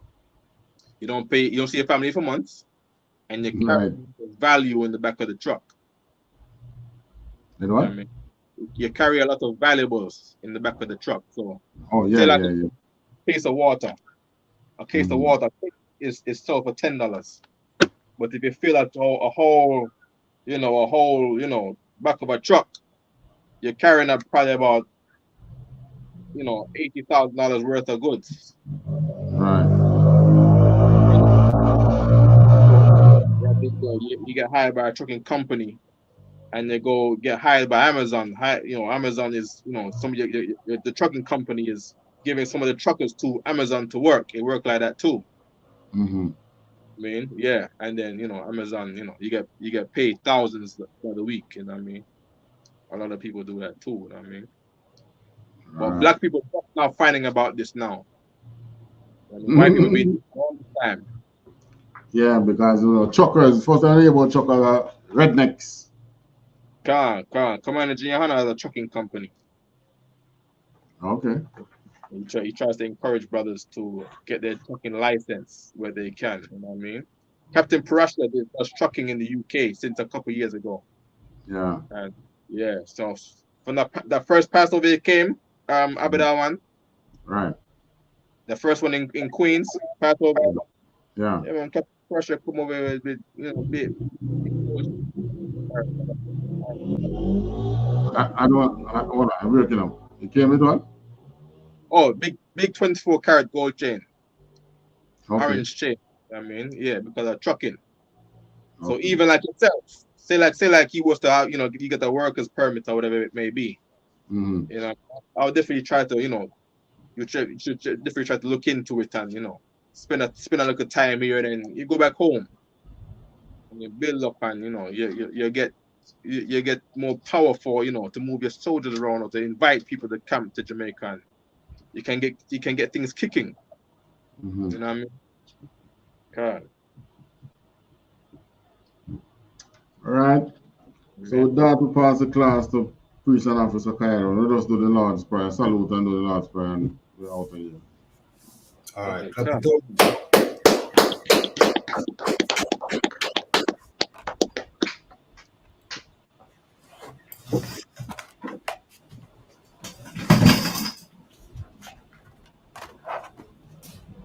These are the I.S.U.P.K security announcements. Where the I.S.U.P.K started out of 1 West 125th Street, Harlem, New York, under commanding General YAHANNA.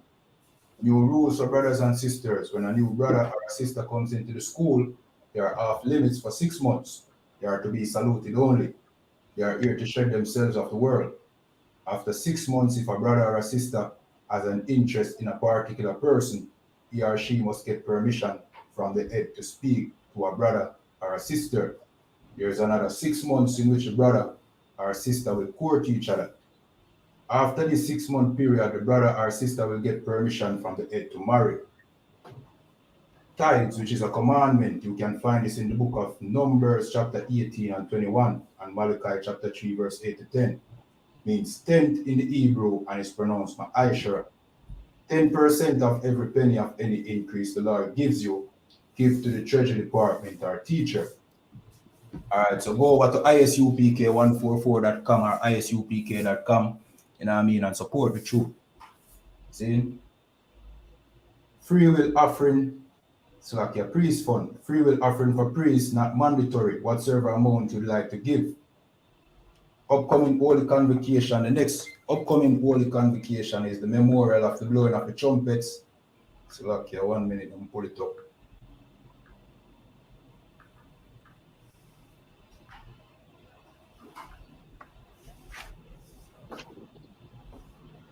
Alright, so the memorial of the blowing of the trumpets is the first day of the 7th month, which is Friday the 15th of September. You can find that in the book of Leviticus, chapter 23, verse 24 to 25.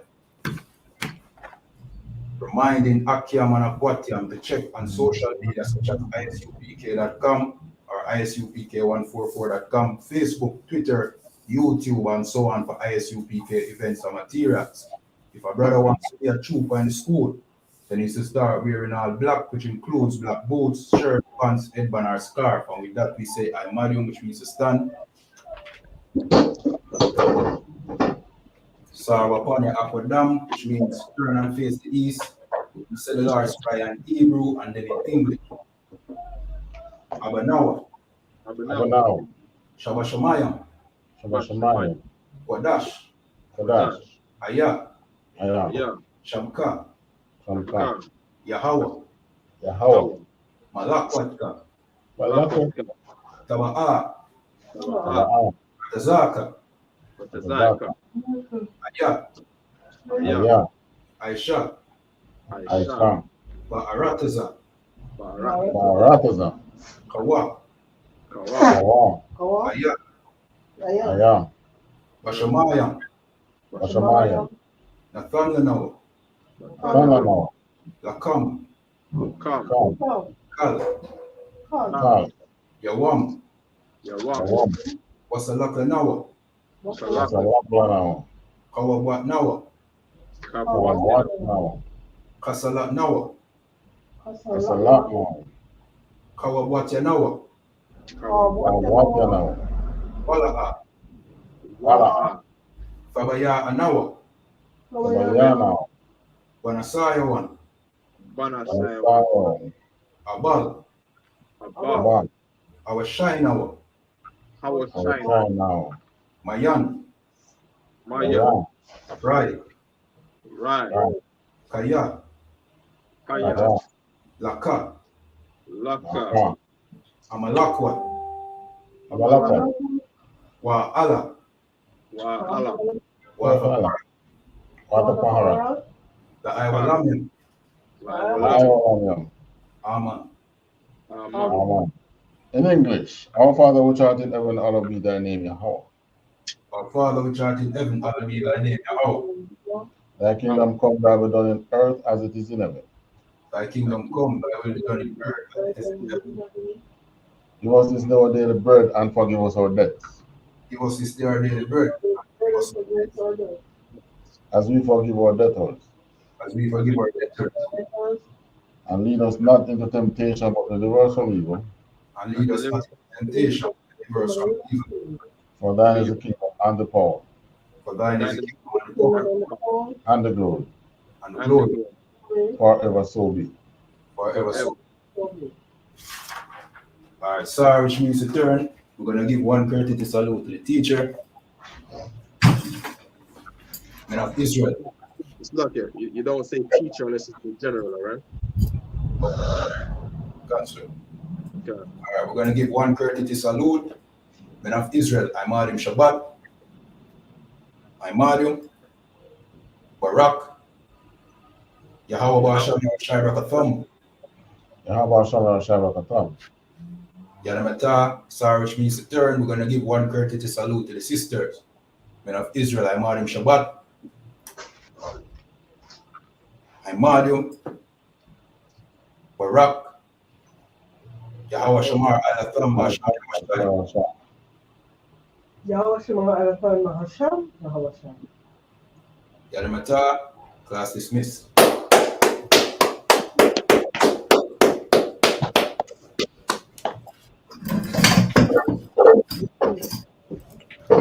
All right, Officer Kyle, just take it out. Can one can. All right, so Shalom, Yahweh. All right, so remember, like, share, subscribe. If you have questions, just leave it in the chat. You understand? And with that, Shalom.